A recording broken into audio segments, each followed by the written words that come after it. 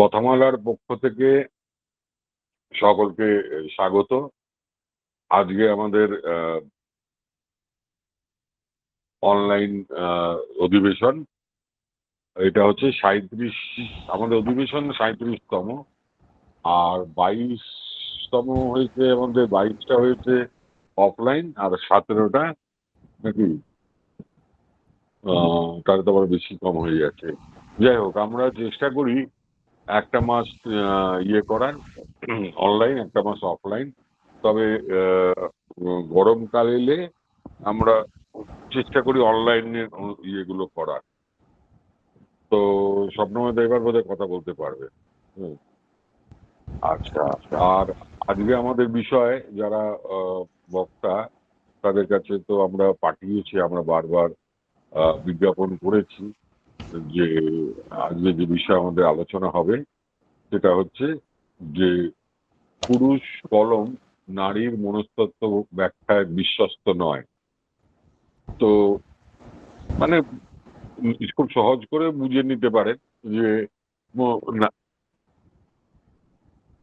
এমন হতেই পারে যে এরকম সহজে বুঝে নেওয়া যায় যে পুরুষরা ঠিক মেয়েদের মনের কথা লিখে উঠতে পারে না। এই নিয়ে আমরা আলোচনায় আছি। আমরা মন খুলে কথা বলবো। আমাদের সঙ্গে সব এই যে লেখকদের তো স্বপ্নময়দা আমাদের কারোর সাথেই আলাপ করিয়ে দেওয়ার মতো নয়, সবাই পরিচিত। ও প্রতিভা সরকার, তারপর আমাদের শুদ্ধেন্দুকে আমরা নিয়েছি মনোবিশ্লেষক হিসেবে, কেননা সম্ভবত ওকে একদম শেষেই বলাবো যে আমরা যেসব আলোচনা করবো। শুদ্ধেন্দু যেহেতু নিজে লেখে এবং বেশ অনেক কটা গল্প আমরা পড়েছি ওর, তো শুদ্ধেন্দু ব্যাপারটা বোধ হয় আমাদের থেকে একটু বেশি বুঝবে। হ্যাঁ, তো সেটা শুদ্ধেন্দু কি বলে দেখি। তো আমরা শুরু করি প্রতিভা সরকারকে দিয়ে। উনি আমাদের আগের একটা অন্যান্য অনুষ্ঠানেও খুব সুন্দর বলেছিলেন। তো প্রতিভা সরকার, আপনি এই অনুষ্ঠানটা শুরুর বক্তা, আপনি শুরু করুন। যারা আছেন এখানে সবাইকে আমার অভিনন্দন জানাই, কথামালাকে আমার অভিনন্দন জানাই। একটা খুবই আগ্রহোদ্দীপক একটা বিষয় ঠিক করা হয়েছে যে পুরুষ লেখকের কলম নারী মনস্তত্ত্বের প্রতি বিশ্বস্ত কিনা, কিভাবে ফুটিয়ে তুলতে পারা যায়, মানে পেরেছেন কিনা পুরুষ লেখকরা, ব্যাপারটা মোটামুটি এই রকম। তো আমার প্রথমেই যেটা মনে হয়েছে এই টপিকটা শুনে যে এরকম তো আমাদের মধ্যে তো চেনা জানাই ছিল না, নারী পুরুষের মধ্যে তো চেনা জানাই তো ছিল না। সেই চেনা জানা পরিচয়ের বয়সই তো খুব অল্প। এই মা, বউ, কন্যা, রক্ষিতা অথবা বাইজি, এই ছাড়া মেয়েদেরকে অন্য কোনো ভূমিকায় পুরুষেরা তো কম দিনই হলো দেখছেন। ফলে যদি বিশ্বস্ত না থেকে থাকেন, সেটা যতটা তাদের দোষ, ততটা আমাদের সামাজিক ব্যাপার স্যাপারেরও দোষ। তো এই যে, কিন্তু একটা কথা ঠিক যে চেনা জানার পরিধিটা ছোট হলেও রবীন্দ্রনাথ সে একটা কথা বলেছিলেন না যে রমণীর মন সহস্র বর্ষের সখা সাধনার ধন। তো এই মনকে জানতে পারার জন্য যতটা সময় লাগা দরকার, ততটা সময় আমাদের পুরুষ লেখকরা পাননি। আমি এইখান থেকেই মোটামুটি শুরু করছি আর কি। কিন্তু তার মধ্যেও আমরা দেখেছি যে যে পারে সে আপনি পারে ফুল ফোটাতে। যতই সামাজিক বাধা নিষেধ থাক, কিন্তু মেয়েদের কথা যে বলা, সেই বলাতে কিন্তু যারা পেরেছেন তারাই সত্যিকারের লেখক হয়েছেন, এবং তারাই কালপ্রবাহকে অতিক্রম করে তাদের চিরস্থায়ী একটা প্রভাব আমাদের মনের ওপরে রেখে গেছেন। আমি আমাদের দেশের কথা দিয়ে শুরু করি। তবে একটা কথা আমার প্রথমেই বলে নেওয়া ভালো যে আধুনিক বঙ্গ সাহিত্যে যে ফ্ল্যাট বাড়ি, আহ, প্রেমের গল্প, এই যে মূল ধারায় যেগুলো আসে আর কি, সেইখানে কিন্তু নারী চরিত্র বিশ্বাস্যভাবে উপস্থাপিত কিনা সেটা আমি ঠিক বলতে পারবো না। আমার আহ, আধুনিক পাঠের পরিধিটা অত বড় নয়। আপনাদের কাছেই সেটা থাকলো। আমার ওপর ওপর যেটা মনে হয়েছে সেটা হচ্ছে যে নারীর দৈহিক সৌন্দর্য, মোদির উপস্থিতি, আহ এই এই ধরনের ব্যাপার স্যাপারই যেন বেশি বেশি আসে। মেয়েদের মনস্তত্ত্ব নিয়ে খুব বেশি তেমন চোখে পড়ার মতো লেখা অন্তত মানে আমি দেখিনি। এটা আপনাদের কাছে খোলা প্রশ্ন থাকলো যে এরকম আছে কিনা। এখন আহ উপন্যাস কিংবা ছোট গল্প, যে যে কিছুই হোক, আমি দুটো জনরেকেই এই ধারার মধ্যে নিয়ে আসছি। তো আমি প্রথমে ছোট গল্প দিয়ে শুরু করি, যে কতটা দক্ষতা আমাদের মানে গুরুর গুরু যে রবীন্দ্রনাথ, তার ছোট গল্পের মধ্যে ছিল এই নারী মনস্তত্ত্বকে বিশ্লেষণে। আমি সেইটা দিয়ে শুরু করি। রবীন্দ্রনাথের দুটো গল্পের কথা, হ্যাঁ আমি ছোটই বলবো, আমি খুব বেশি বড় বলবো না। রবীন্দ্রনাথের দুটো গল্প আমি তুলে নিচ্ছি গল্পগুচ্ছ থেকে। একটা হচ্ছে মণিহারা, আরেকটা হচ্ছে পোস্টমাস্টার। মণিহারার ব্যাপারটা আমরা সবাই জানি। আধুনিক মেয়েদের হয়তো একটু আপত্তিও হতে পারে যে গহনা প্রীতিকে কিভাবে আবার মনস্তাত্ত্বিক বিশ্লেষণের সঙ্গে জোড়া যায়। এখন কথা হচ্ছে যে আজকেই না আমি সোশ্যাল মিডিয়াতে একটা পোস্ট দেখছিলাম, সেটা হচ্ছে ঋতুপর্ণ ঘোষের। ঘোষকে কোট করে একটি মেয়ে সেই পোস্টটি দিয়েছে। তাতে ঋতুপর্ণ, সেটা চিত্রনাট্যই না তার কোনো লেখা গল্প, এটা আমি ঠিক মনে করতে পারছি না, কিন্তু ব্যাপারটা মোটামুটি এই রকম যে একজন মহিলা, চাকুরিরতা মহিলা, উচ্চশিক্ষিতা মহিলা, তিনি তার স্বামী চিত্র পরিচালক। তিনি নায়িকাকে তার স্ত্রীর সমস্ত শাড়িগুলো পরান, যেমন বিজয়া শাড়িগুলো সত্যজিতের নায়িকারা পরতেন, ব্যাপারটা ওই রকম আর কি। তো এটা তার পছন্দ হতো না, সেই ভদ্রমহিলার পছন্দ হতো না। কিন্তু সে কখনো মুখ ফুটে বলতে পারতো না যে আমার শাড়িগুলো কি সব নায়িকাদেরকে পরাতেই হবে। কিন্তু সে যে পছন্দ করতো না, এর পেছনে একটা যে নিগূঢ় মনস্তত্ত্ব ছিল, সেটাই কিন্তু এইখানে এই মণিহারা গল্পে নায়িকার মধ্যেও আমরা দেখেছি। শাড়ি বা গহনা প্রীতি যেটাই হোক, এটা নিন্দনীয় বলে আমি একেবারেই মনে করি না। বিশেষ করে গহনা তো স্ত্রী ধন, মানে যুগ যুগান্ত ধরে আমাদের মা ঠাকুমাদের তো ওইটুকুই সম্বল ছিল। মেয়েদের, চাকরিরতা মেয়েদের বাইরে আসা, চাকরি করা, উপার্জনে নিজের মাথা উঁচু করে চলা, এটা কতদিনের পুরনো। তো গহনা প্রীতি ওইটাই আমার সবটুকু, আমার স্ত্রী ধন, ওইটাই আমার কে বিপদের সময় বাঁচাবে, এই বোধ থেকেও হয়তো মেয়েদের মধ্যে গহনা প্রীতিটা এসে থাকতে পারে। তো এই যে মণিহারা গল্পের যে নায়িকা, তার মধ্যে অসাধারণ গহনা প্রীতি ছিল, এবং সে গহনার জন্য নিজের প্রাণটাও দিয়ে দিয়েছিল। মানে বোকামো করেই হোক, অন্যকে বিশ্বাস করেই হোক, তার প্রাণটা চলে গিয়েছিল, কিন্তু গহনা সে ছাড়েনি মনে হয়। কারণ পরলোকের ব্যাপারগুলো ঠিক এইভাবে তো উপস্থাপিত হয়নি, খুব মনস্তত্ত্বের মধ্য দিয়ে উপস্থাপিত হয়েছে। কিন্তু যখন তার স্বামী সেই হারানো স্ত্রীকে দেখেছে, তখনও সে অদ্ভুত একটা বর্ণনা, যে ঝনঝন করে আওয়াজ হচ্ছে, এই সমস্ত গয়নাগুলো ঢলঢল করছে, কিন্তু একটা গয়নাও কিন্তু ওই হাড় থেকে খসে পড়ছে না। তো এই যে গহনা প্রীতির এই জায়গাটায় আসা, কিংবা পরলোক থেকে এসে স্বামীকে দেখা দেওয়া, কিংবা স্বামীরই মনে হওয়া একটা মানসিক মায়াজাল যে তার স্ত্রী তার কাছে ফিরে এসেছে, ওইভাবে ফিরে এসেছে। এইটার তো একটা ব্যাকগ্রাউন্ড তৈরি করতে হয়। ব্যাকগ্রাউন্ড তৈরি না করলে দুম করে এখানে আসা যায় না, ওটা ভূতের গল্পই হয়ে যায়। রবীন্দ্রনাথ তো ভূতের গল্প লিখতে চাননি। নারী মনস্তত্ত্বের যে অসাধারণ বিশ্লেষণ, সেটা আমি আহ, বলবো বলে আমি কিছু লাইন আমি লিখে রেখেছি। তার থেকে একটা আমি আপনাদেরকে পড়ে শোনাচ্ছি।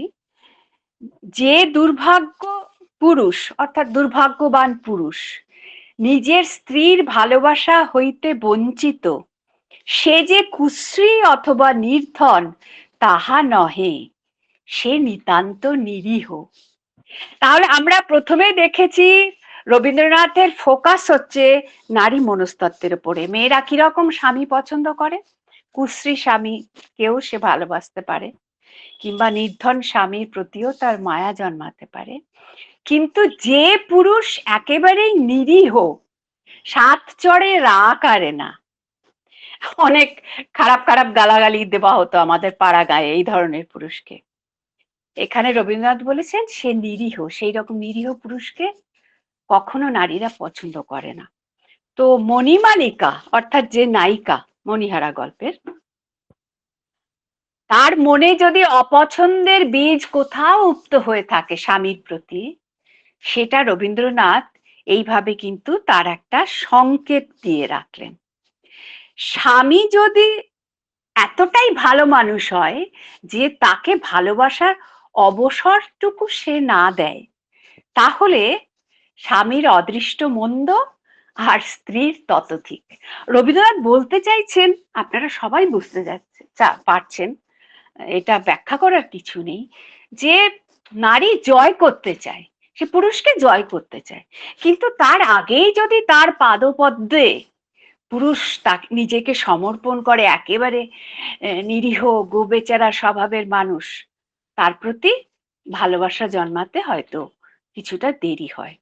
মণিমালিকা নিরীহ আর নির্বোধ যে স্বামী,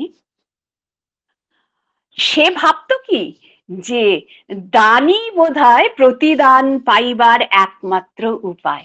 প্রতিদানে সে চাইছে ভালোবাসা, সেটা সে কিনতে চাইছে দানের মধ্যে দিয়ে। দানটা কি? দানটা হচ্ছে কোনো মানসিক দান নয়, সে তাকে গোদা গোদা গয়না দেয়, গহনা, সোনার স্বর্ণ অলংকার দিয়ে সে স্ত্রীকে জিততে চায়। তার ফলটা কি হয়েছিল? যে আমরা জানি মণিমালিকাকে বিয়ের পরে ফণিভূষণ আর 5 জন আত্মীয়ের সঙ্গে রাখেনি, নিতান্ত একার করে পাবে বলেই হয়তো সে তাকে তার কর্মক্ষেত্রে নিয়ে এসেছিল। একার সংসারে সৌভাগ্য উপচে পড়ছে, কখনো কারোর সঙ্গে গল্প গাছা করা, কুটকাচালি আমরা যাকে বলি, সেটা করারও বেচারা সময় পায়নি। কখনো কেউ আসছে, তার সঙ্গে দুটো কথা বলার, সংসারে নানান রকম ট্রিক্স যেগুলো, সেগুলো শেখা, এগুলো সে সময় পায়নি, তার কোনো দরকারও পড়েনি। সে তো না চাইতেই সব পেয়ে যাচ্ছে, ও তো ট্রিক্স শেখার কি দরকার। অনেক মূল্যবান গহনার মালিক সেইভাবে হয়েছিল, কিন্তু ভালোবাসা কাকে বলে সেটা মণিমালিকা বুঝতে পারেনি। না চাইতেই তো অনেক পেয়ে যাচ্ছে। আর ফণিভূষণ তো আরো হতভাগ্য, ভালোবাসা কি করে পেতে হয় সেই ব্যাপারটা সম্বন্ধে সে একেবারে অজ্ঞ ছিল। আমরা এই যে এখানে এসে একটু রবীন্দ্রনাথ, ইয়ে প্রতিভা আমি হ্যাঁ সরি আমি থেকে আপনি চেপে যাবেন, বলছি যে আমরা একটু থামি, হ্যাঁ আপনার কাছে আবার পরে আসবো। ভুলটা আচ্ছা, আমারই, আমি বলতে গিয়েছিলাম ওটা ভুলে গেছি। 7 মিনিট করে আমরা বলবো আর 3 মিনিট হাতে রাখবো আবার ঘুরে এসে বলার জন্য। অনেক সময় হয় না যে মনে হয় এটা বলা হলো না, তো ও সেটা তো আপনি বলেননি, আপনি হ্যাঁ বললেন যে বলিনি, আজকে হ্যাঁ অনেক দীর্ঘ হবে, আমি সেই জন্য বেশ দীর্ঘ করেই পায়তারা কষে না বসলাম আর কি। না না না না, ভালো হয়েছে, আপনি খুবই সুন্দর বলছেন, খুব ভালো লাগলো। পদ্মমাদা বলো। দাঁড়ো দাঁড়ো, কেন কি হলো? এসছে। হ্যাঁ হ্যাঁ হ্যাঁ। আমি আর আমি আমি মাঝখানে চলে গেছিলাম, এক ভদ্রলোক আমাকে ডাকছিল, এসছিল, হ্যাঁ তাই জন্য ইতিমধ্যে কি হয়েছে আমি জানি না। কেউ কি বলেছে? হ্যাঁ বলেছে, প্রতিভা সরকার বলেছেন হ্যাঁ, ও এবং রবীন্দ্রনাথের উপরে জোর দিয়েছেন। রবীন্দ্রনাথ নারীর মনস্তত্ত্ব কিভাবে বুঝবেন, হ্যাঁ, হুম। এইসব নিয়ে হয়েছে। তো এবার তুমি তোমার মতন করে বলো, মানে আহ, নারী চরিত্র সত্যিই বুঝতে পারো কিনা, আচ্ছা দেখো, বা একটা ব্যাপার হচ্ছে যে মেয়েরা তো আগে তো নিজেদের কথা লিখতো না, খুব বেশি লেখাপড়া করতে মানে করতে পারতো না। আমাদের যে সমাজটা ছিল, আমাদের এখানে লেখাপড়াটা চালু হয়েছে অনেক পরে, মানে মেয়েদের ক্ষেত্রে। আচ্ছা, আমার একটা ঠাকুর দাদা, ছোট কথা বলতে ভুলে গেছি, আগে বলে তুমি শোনোনি। তো এখন 7 মিনিট বলবে, পরে আবার 3 মিনিট বলবে, পরে ও ঘুরে আচ্ছা, আসবো। এখন 7 মিনিট বলবো তাই তো? হ্যাঁ, হ্যাঁ, বেশ, ঠিক আছে। নিজেদের লেখা টেখা সব থেকে আগে যার কথা আমরা জানি, কিন্তু আমি পড়িনি, সে হ্যাঁ। হচ্ছে রাসসুন্দরী দেবী। তারপর সরলা দেবী চৌধুরানী, জাহানারা বেগম টেগম ইত্যাদি ইত্যাদি সবাই জানি, এগুলো হয়েছে। এবারে শিশু সাহিত্য নাকি মেয়েদের হাতে ভালো খোলার কথা, এটা বলেছিলেন হচ্ছে লীলা মজুমদার। উনি বলেছিলেন মেয়েরা তো বাচ্চাদের মনটা বোঝে, বাচ্চাদের যত্ন করে, বাচ্চাদের বাচ্চাদের সঙ্গে বড় হয়, ওদের স্তন্যদান করে। তা সুতরাং ওরা শিশুদের লেখা খুব ভালো লিখতে পারা উচিত। কিন্তু আমি দেখেছি যে পুরুষেরাও কম কিছু নয়, পুরুষেরাও শিশুদের মনস্তত্ত্ব ভালোই বোঝে। এবং মেয়েদের মনস্তত্ত্ব যেটা, মেয়েদের অনেক কিছু ছেলেরা কিছু বুঝতে পারে না বা বোঝা সম্ভব নয়। কারণ শরীরের কতগুলো তফাৎ আছে। ছেলেরা স্তন্যদান করে না, মেয়েরা স্তন্যদান করে। এবং এর ভেতরে একটা যে অনুভূতি হয়, কারুর হয়তো দুধ আসে না, সেই জন্য বাচ্চাটা খেতে পাচ্ছে না বা ভালো হচ্ছে না, এই ব্যাপারগুলো ছেলেরা কখনো লিখতে পারবে বলে মনে হয় না। এবং কোনো নারীর লেখা এগুলো এসেছে কি না সেটাও আমি জানি না। একটা জিনিস হচ্ছে, সমস্ত মানুষ কেন, সব জীবজন্তুর ক্ষেত্রেই আমরা দেখেছি কতগুলো ইস্ট্রোজেন, তারপরে প্রোজেস্টেরন, এই এরকম হরমোন আছে কিছু। মেয়েদের শরীরে হালকা টেস্টোস্টেরনও বেরোয়। এই জন্য যেটা হয়, বাচ্চা বড় হওয়া পর্যন্ত মেয়েদের মধ্যে একটা অদ্ভুত মানসিকতা থাকে, সেই বাৎসল্য। এবারে লেখাতে, মেয়েদের লেখায় বাৎসল্যটা একটু বেশি থাকে বটে, মজাটা ছেলেদের লেখায় বেশি থাকে। ছেলেদের লেখায় বাৎসল্য ততটা থাকে না। কিন্তু ছেলেদের মধ্যে, আমি একটা কথা বলি, একদম প্রথম থেকেই বলি, যে ছেলেদের মধ্যে একটা এক্সও আছে, একটা ওয়াইও আছে। প্রত্যেকটা ছেলের মধ্যে একটু একটু করে মেয়ে সত্তা থাকে। সেই জন্যই ওই আহ, মানে হর পার্বতীর, অথবা ওই কৃষ্ণ এবং রাধার একত্রিত রূপ, এগুলো আমরা দেখতে পাই। ছেলেরা নিজেকে নারী ভেবে সুফিরা ভজনা করে, নিজেকে রাধা ভেবে ভজনা করে। সুতরাং ছেলেরা ইচ্ছে করলে মেয়েদের যে মন একেবারে বুঝতে পারবে না, এরকম কিছু নয়। ছেলেদের মধ্যে যে জিনিসগুলো আদৌ হতে পারে না, সেটা হচ্ছে মেনস্ট্রুয়েশন। মেয়েদের যে মেনস্ট্রুয়েশনটা হয়, সেটা নিয়ে ছেলেরা লিখতে পারে না, পারার কথা নয়। কিন্তু মেয়েরাও এদের সমস্যার কথা লেখে না। মেনোপজ নিয়ে যেটা হয়, কোনো মহিলা লিখছেন, আগে লিখেছেন, মানে এখন লিখছেন, কিন্তু আগেকার কেউ লেখেননি। জ্ঞানদা নন্দিনী দেবী বলো, রাসসুন্দরী দেবী বলো, এরা কেউ লেখেননি। অথবা এই শরৎচন্দ্রের কথা জানি, রবীন্দ্রনাথের কথা জানি, এরা যারা নারী চরিত্র বিশারদ বলে আমরা জানি, তারাও কিন্তু এই গোপন কথাগুলো লেখেননি। এটাও লেখা ওদের কলমে আসেনি। এবারে আরেকটা কথা বলি, এটা তো আমি মানে তোমরা যেটা বলেছো যে মেয়ের মনস্তত্ত্ব মেয়েরাই লিখতে পারে, ছেলেরা অত ভালো পারে না।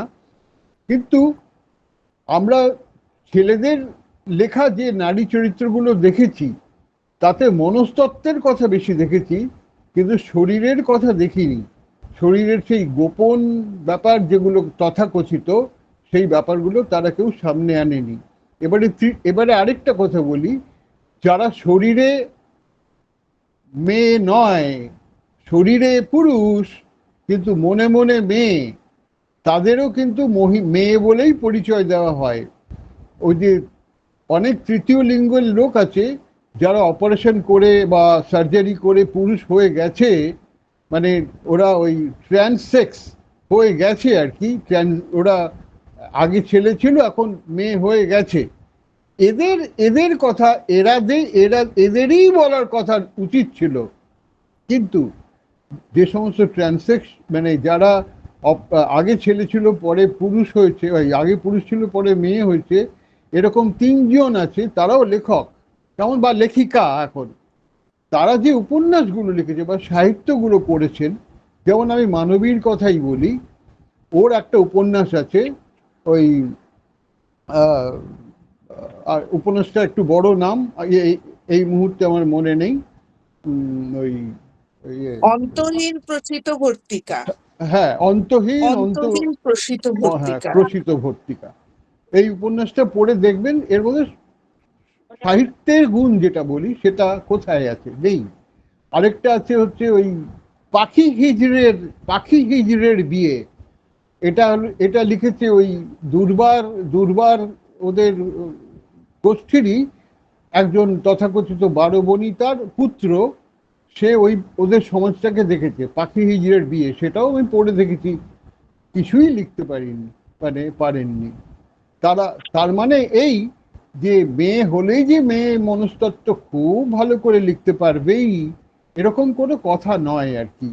এবার রবীন্দ্রনাথের কথা একটু একটু করে যদি বলতে হয় তাহলে পরে বলবো, কারণ রবীন্দ্রনাথের মধ্যে একটা অদ্ভুত ব্যাপার দেখেছি, আমি যে আগেই বললাম ওই শারীরিক ব্যাপার জনিত মনস্তাত্ত্বিক ব্যাপারগুলো, সেগুলো আমাদের সাহিত্যে আসেনি তেমন না, আসেইনি বলা যায়। যদি কিছু এসে থাকে এই পুরুষরাই লিখেছে। হ্যাঁ, আমি কি আর 2 মিনিট বলবো না পরে বলবো? পরে বলো। হ্যাঁ, আচ্ছা, ঠিক আছে। স্বপ্নময়দা একটা শারীরিক ব্যাপারটা বললো। আমরা জানতাম যে এটা স্বপ্নময়দা এ বিষয়ে চর্চা করেছে এবং এটা আসবে প্রসঙ্গটা। তো আমার কথা হচ্ছে যে যদি মেয়েদের কথা নাই লিখতে পারলো পুরুষ লেখকরা, তাহলে শরৎচন্দ্রপুরে মেয়েরাই তো খুব কেঁদেছে, প্রচুর কেঁদেছে শরৎচন্দ্রপুরে। তো বা আরো অন্যান্য অনেক লেখক আছেন মেয়েদের, তখন তো মেয়েরাই কাঁদছে। অথচ আমি অন্তত নিজে পুরুষ হিসেবে দেখেছি, আমি কিন্তু আত্মবিশ্বাস পাই না, আমি মেয়েদের কথা হয়তো লিখছি কিন্তু আমার যেন মনে হয় যে এই মনটাতে আমি ঢুকতে পারবো না কিছুতেই। কেননা আমার এই পুরুষ শরীর দিয়ে একটা নারী মনের মধ্যে ঢোকা, এবং নারী মন অর্থাৎ তার যার সঙ্গে সম্পৃক্ত হয়ে আছে তার শরীরও, সেই জায়গাটাকে আমরা পারবো লিখতে। কিন্তু আশ্চর্য, ওই যে শরৎচন্দ্র বা আশাপূর্ণা দেবী বা আরো অনেককে যেটা লক্ষ্য করে দেখেছি, যে পুরুষ নারী উভয়ই কিন্তু মোহিত হচ্ছে। স্বপ্নময়দার কথা থেকে একটা জিনিস পরিষ্কার, যে প্রথমে লেখক হতে হবে, তারপর সে নারী লেখক কি পুরুষ লেখক, তাকে প্রথমে লেখক হতে হবে, তবে আমরা তাকে আলোচনায় আনছি। হ্যাঁ, যে হ্যাঁ সেটা সে লেখক যে উন্নত হয়েছে। আর রবীন্দ্রনাথের কথাটা বলতে গেলে, যে স্বপ্নময়দার যে বিশ্লেষণ, যে নারীর মধ্যেই পুরুষের মধ্যে যে খানিকটা নারী বা নারীর মধ্যে যে খানিকটা পুরুষ, এটা আমার মনে হয় রবীন্দ্রনাথ যতটুকু পড়েছি তাতে রবীন্দ্রনাথের মধ্যে এই ব্যাপারটা অনেক বেশি ছিল। মানে এই ব্যালেন্সটা, এই দুটো ব্যালেন্স খুব বেশি ছিল। না ব্যালেন্স নয়, ইচ্ছে করলে মনের অন্দরে ঢুকে যাওয়ার ক্ষমতা। মানে মহিলাদের অনেকটা যেন বুঝতেন, আমরা যেমন ভয় পাই। হ্যাঁ, যেই না রবীন্দ্রনাথ ফটিকের কথা লেখে, সঙ্গে সঙ্গে সে কিন্তু ফটিক হয়ে যেতে পারে। হ্যাঁ, তুমিও যখন ছোটদের লেখা লেখো তুমিও ছোটই হয়ে যেতে পারো, নইলে তো ছোটদের লেখাটা হয় না। ঠিক তেমন করেই মেয়েদের লেখা লিখতে গেলে মেয়েই হয়ে যেতে হয়, যেন সেই ওই কর্তার শাশুড়ির চোপা, কর্তাকে খুশি করার অদম্য চেষ্টা, অন্য অন্য সুন্দরীর দিকে কর্তার এই ছোক ছোক হচ্ছে, সেটা দেখেও কিছু না বলা, বিভিন্ন সময়ে বিভিন্ন সমাজে বিভিন্ন স্তরে এই ব্যাপারগুলো ঘটেই থাকছে, তাই না? হ্যাঁ। আমরা এই যে ইয়ে ওই যে নরেন্দ্র মিত্র, তুমি কত বলবে? তুমি নরেন্দ্র মিত্র দেখো না, এই যে মেয়েরা যখনই চাকরি করছে তখন তার ওই অবতরণিকা, দূরভাষিনী, এগুলো, হ্যাঁ। তো এইসব দেখে দেখে আমার মনে হয় যে হ্যাঁ তাই তো, ওই যে ওদের পারস্পরিক ঈর্ষা, হ্যাঁ, এবং নিজেই বুঝতে পারছে যে পয়সা যেই না রোজগার করতে লাগলো সঙ্গে সঙ্গে তার এটা ব্যাপারটা পাল্টে গেল, অথচ সে মেয়ে হয়ে কেবলই ভাবছে এটা তো আমার ডিউটি, সকালবেলা কর্তাকে চা করে দেওয়া, হ্যাঁ, শ্বশুর মশাইয়ের সেবা করা, এটা তো আমার ডিউটি ছিল, আমি তো এটা করতে পারছি না, একটা অপরাধ বোধ কাজ করছে। কিন্তু সেই অপরাধ বোধটাও কিন্তু ছেলেরা লিখছেন। হ্যাঁ, এবারে কথাটা বলছে যে আমি তো সুচিত্রা ভট্টাচার্য অতটা পড়িনি, সুতরাং ওনারা যে লেখেননি আমি কেন কি করে বলবো, নিশ্চয়ই লিখেছেন, ওনারাও লিখেছেন। সুতরাং লেখিকারাও পারেন, লেখকরাও পারেন। আমি এটুকু করে কি করে প্রমাণ করব যে লেখিকারাই পারেন? আচ্ছা, এরপর আমরা তাহলে অহনার কাছে যাই। অহনা হিসেবে আমার থেকে সিনিয়র লেখক, বয়সে আমার থেকে কম। তো অহনা ওই অত দূর থেকে আমার সহজে পাই না, অনলাইনে পাওয়া গেছে। অহনা, এবার তুমি বলো। আমি নিজে মনে করি যে নারী আর পুরুষ তো জন্মায় আলাদা আলাদা শরীরের চিহ্ন নিয়ে, তখন তো তারা একই থাকে ছোটবেলায়, তারপরে সমাজ তো তাকে নারী আর পুরুষ করে তোলে। তো যে যে পরিবেশের মধ্যে দিয়ে তার তার চলা হয়, চলন, সেই পরিবেশ তাকে নির্মাণ করে। এখন একজন লেখিকা, লেখিকা বলবো না, পাঠকই বলবো, যখন সে প্রথম পড়ছে, সে বঙ্কিমচন্দ্র পড়ছে, সে শরৎচন্দ্র পড়ছে, পড়ে হয়তো কাঁদছে, শুধু কাঁদছে না, সে তার মন, সে যখন তার মনটাও কিন্তু তাদের ঘরানায় একরকম তৈরি হচ্ছে। কারণ পুরুষরা আমাদের প্রথম লিখতে এসছেন, অন্তত সেরকম প্রচারিত। মহিলারাও লিখেছেন, তার পর এখন অনেক আবিষ্কারও হচ্ছে। রাসসুন্দরী আমি পড়েছি, এবং সেই সময়কার মহিলারা যে আত্মজীবনী লিখেছেন কি ছোট গল্প লিখেছেন পড়েছি। আর রাসসুন্দরীর কথাটা আলাদা, তিনি যে খুব বেশি গল্প উপন্যাস পড়েছেন এরকম নয়, বা সবাই পড়েছেন এমন নয়, কিন্তু যারা পড়ছেন, বঙ্কিমচন্দ্র পড়ছেন, পরবর্তীকালে অন্যান্য লেখকদেরকে পড়ছেন, তারা যখন লিখতে আসছেন মহিলারা, তারা তাদের মতো করেই ভাবতে অভ্যস্ত হচ্ছেন। এখন এই যে মনকে তৈরি করা মনস্তত্ত্ব, এই মনস্তত্ত্বের যে নির্মাণ, এটাও অনেকটা সামাজিক নির্মাণ বলে আমার ব্যক্তিগতভাবে মনে হয়। এরপরে মেয়েরা, আধুনিক কালে যেটা হচ্ছে, মেয়েরা একটু একটু করে নিজেদের আবিষ্কার করছে। যখন আবিষ্কার করাটা অনেক সময় আশাপূর্ণা দেবীর মধ্যে দিয়ে অনেক আমরা বেশি দেখতে পাচ্ছি, যে তিনি আলাদা আলাদা ক্ষেত্রগুলো, তিনি এমন এমন ক্ষেত্রগুলো নিচ্ছেন যেখান থেকে তার মনস্তত্ত্বটা সেভাবে বোঝা যাচ্ছে। আর শরীরের ব্যাপার যদি বলা হয়, এমনকি যৌনতার ব্যাপার যদি বলা হয়, তাহলে এমনও আমি মহিলাদের লেখা দেখেছি যারা যৌনতার ব্যাপারটা, একজন মহিলার যৌনতার ব্যাপারটাও তারা একজন পুরুষের যৌনতার, পুরুষ যেভাবে একজন মহিলাকে যৌন নির্মাণ করেছে, ঠিক উপকরণ তাই, হিসেবে দেখেন, তিনি সেইভাবেই লিখছেন। তাই তিনি আলাদা করে নিজেকে পরিস্ফুট তিনি করতে পারছেন না। না, তসলিমা কিন্তু রবীন্দ্রনাথ, একটু একটু করেছে। হ্যাঁ, তসলিমা করেছেন, তসলিমা করেছে তসলিমা করেছেন, নিজে। হ্যাঁ, কিন্তু এটা সবাইকার পক্ষে যে করা সম্ভব হচ্ছে তা নয়।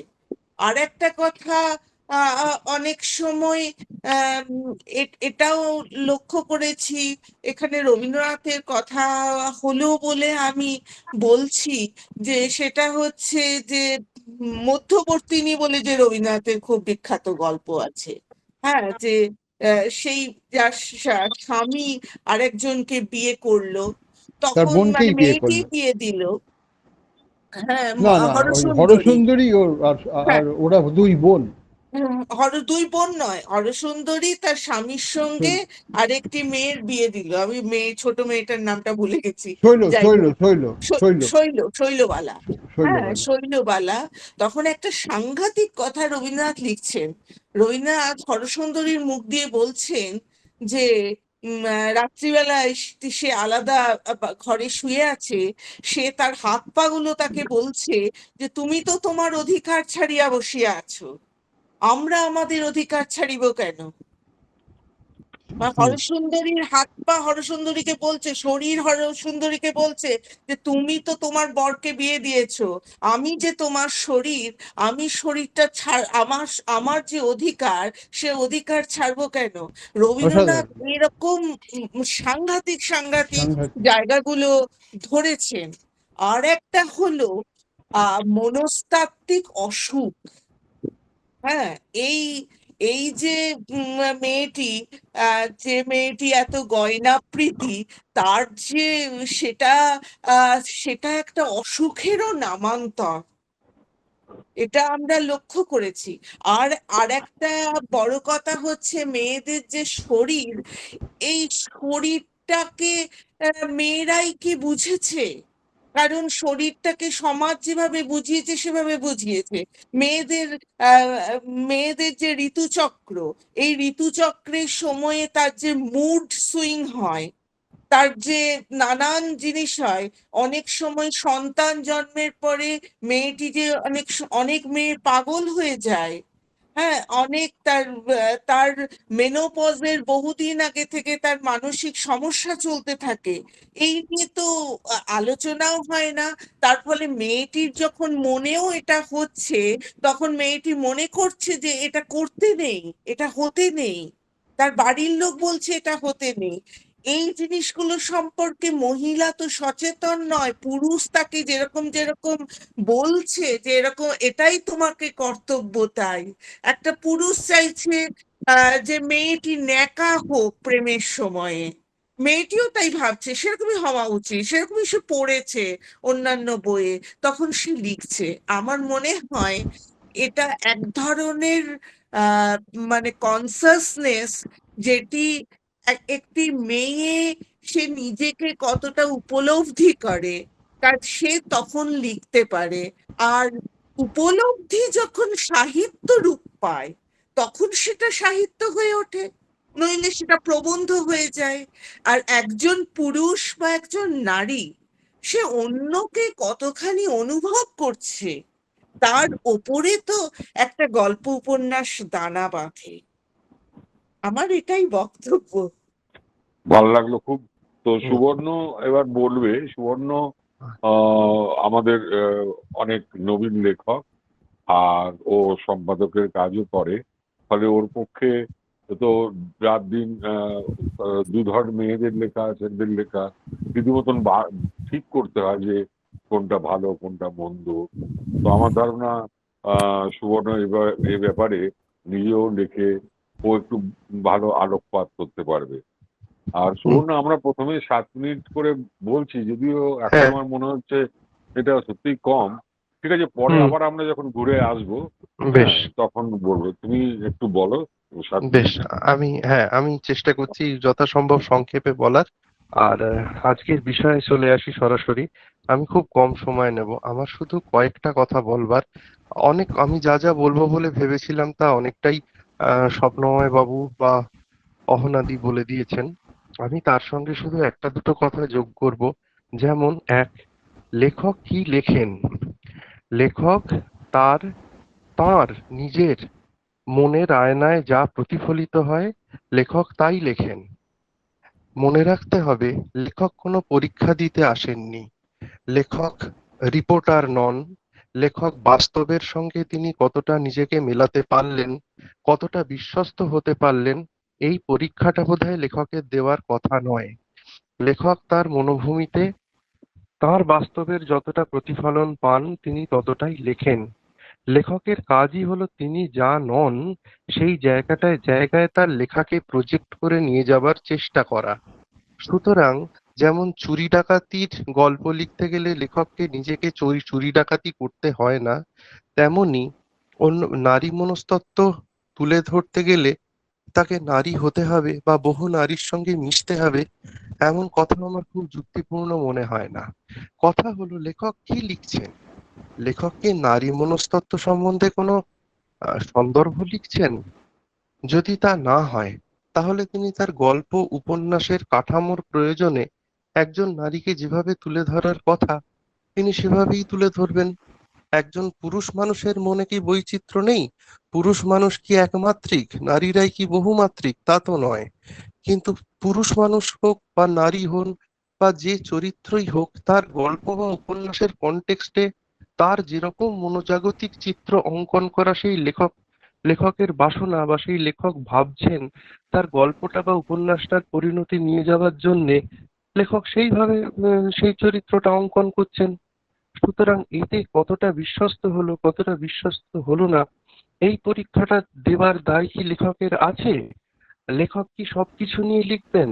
লেখক কি ইসরায়েল বা গাজার সম্পর্ক, রকেট সায়েন্স, এই সবকিছু নিয়ে লিখবেন? লেখক কি সবকিছু নিয়ে পড়বেন, সবকিছু নিয়ে জানবেন এবং একদম ঠিক ঠিক সবকিছু রচনা করবেন? তাহলে তিনি তো লেখক নন, তিনি তো গল্প উপন্যাস না লিখে তিনি তো প্রাবন্ধিক হয়ে যেতেন। তার আমার মনে হয় গল্প উপন্যাস লেখার ক্ষেত্রে যে রসটা থাকা দরকার, লেখার ক্ষেত্রে সেইটাই প্রধান। পাঠকদের কাছে তা উপভোগ্য হলো কিনা, এবার সেটা সব সময় কিন্তু বিশ্বাস অবিশ্বাসের ব্যাপারটা পাঠকের কাছে অতটা প্রধান হয় না। শরৎচন্দ্র চট্টোপাধ্যায় এবং রবীন্দ্রনাথ ঠাকুরের নাম বারবার আসছে, আসাই উচিত। এবার উনি শরৎচন্দ্র চট্টোপাধ্যায় নিষ্কৃতি গল্পে মহিলাদের অন্দরমহলের যে পলিটিক্স দেখিয়েছেন, সব মহিলারা কি ওইরকম? মহিলার মনস্তত্ত্বটা তো কোনো একটা ব্যাপার নয় যে মানে সেটা যিনি লিখবেন যখনই লিখবেন ঠিক একই রকম হতে হবে, অঙ্কের মতো একই উত্তর এলে তবে ঠিক, না হলে ভুল। মহিলাদের মনস্তত্ত্ব বা যে কোনো মানুষের মনস্তত্ত্বটাই তো এরকম নয়। মণিহারা গল্পে রবীন্দ্রনাথ ঠাকুর একরকম মহিলাদের মনস্তত্ত্ব ধরেছেন, সেটা তার সেই গল্পটার ক্ষেত্রে সেই রকম প্রয়োজন ছিল। সুতরাং বিশ্বাস অবিশ্বাসের প্রশ্নটা কিন্তু এক্ষেত্রে ওঠে না বা এক্ষেত্রে আসে না, কারণ লেখকের কিন্তু উপভোগ করানোর দায় আছে, কিছু প্রমাণ করবার দায় নেই। এইটা আমার সবসময় মনে হয়। সুতরাং আমি এই কথাটাই বলবো যে যে স্বপ্নবাবুর কথাটা আমি কোট করব, যে মহিলাদের মনস্তত্ত্ব লেখকও লিখতে পারেন, লেখিকাও লিখতে পারেন। সুতরাং যার ক্ষেত্রে যেভাবে যেটা পোট্রে করার দরকার, যতটুকু চিত্রায়িত করার দরকার ততটুকু তিনি সেইভাবে করবেন। এবার সেই মনটা মনের মন না শরীরের মন, সেটা তো একটা আলাদা কথা। যদি শরীরের মন হয় তাহলে একজন পুরুষ মানুষ কি মহিলা বর্জিত সমাজে বাঁচেন? তিনি একজন মহিলার শারীরিক যন্ত্রণা, শারীরিক প্রাপ্তি অপ্রাপ্তি এগুলো বোঝেন না? নিশ্চয়ই বোঝেন। কেমন করে বোঝেন? তার মতো করে বোঝেন। একটা নদী চাঁদ দেখতে পায়? দেখতে পায়। কতটা দেখতে পায়? তার জলে যতটুকু ছায়া পড়ে। তার তো আকাশে গিয়ে আর্মস্ট্রং অলড্রিনের মতো চাঁদের মাটিতে পা রেখে চাঁদকে বোঝার দায় নেই। সে তার জলের বুকে চাঁদের যে ছায়াটা ধরে সেইটাই তার পক্ষে যথেষ্ট। সেইটাই শোভা তৈরি করে, সেইটাই মানুষের মনোহরণ করে। সুতরাং আমি বলবো যে মনস্তত্ত্ব বোঝার প্রয়োজন আছে। সাহিত্যে মনস্তত্ত্বের একটা খুব গুরুত্বপূর্ণ জায়গা আছে। এটা পুরুষ মনস্তত্ত্ব নারী মনস্তত্ত্বটা ওই রকম ভাবে আলাদা করার, যদি আমি আলাদা নাও করি তবুও বলবো মনস্তত্ত্ব বুঝতে হয়। আমরা সকলেই সমাজবদ্ধ জীব, পুরুষরাও নারী মনস্তত্ত্ব বোঝেন, মেয়েরাও ছেলেদের মনস্তত্ত্ব বোঝেন, কিন্তু কিভাবে বোঝেন? একজন একসঙ্গে থাকা এক সমাজবদ্ধ জীব হিসেবে তারা সকলে মিলে একটা সমাজের বসবাস, যৌথ জীবনযাপন একে অপরের সঙ্গে শেয়ার করে বেঁচে থাকেন, সেই হিসেবে বোঝেন। একজন মনস্তাত্ত্বিক, একজন সাইকোলজিস্ট, একজন মনোবিদের দৃষ্টিভঙ্গিতে তাকে না বুঝলেও চলবে। যদি সেইভাবে বুঝে লিখতে হয়, সেটা কতদূর সুখপাঠ্য সাহিত্য হবে এ নিয়ে আমি সন্দেহ প্রকাশ করছি।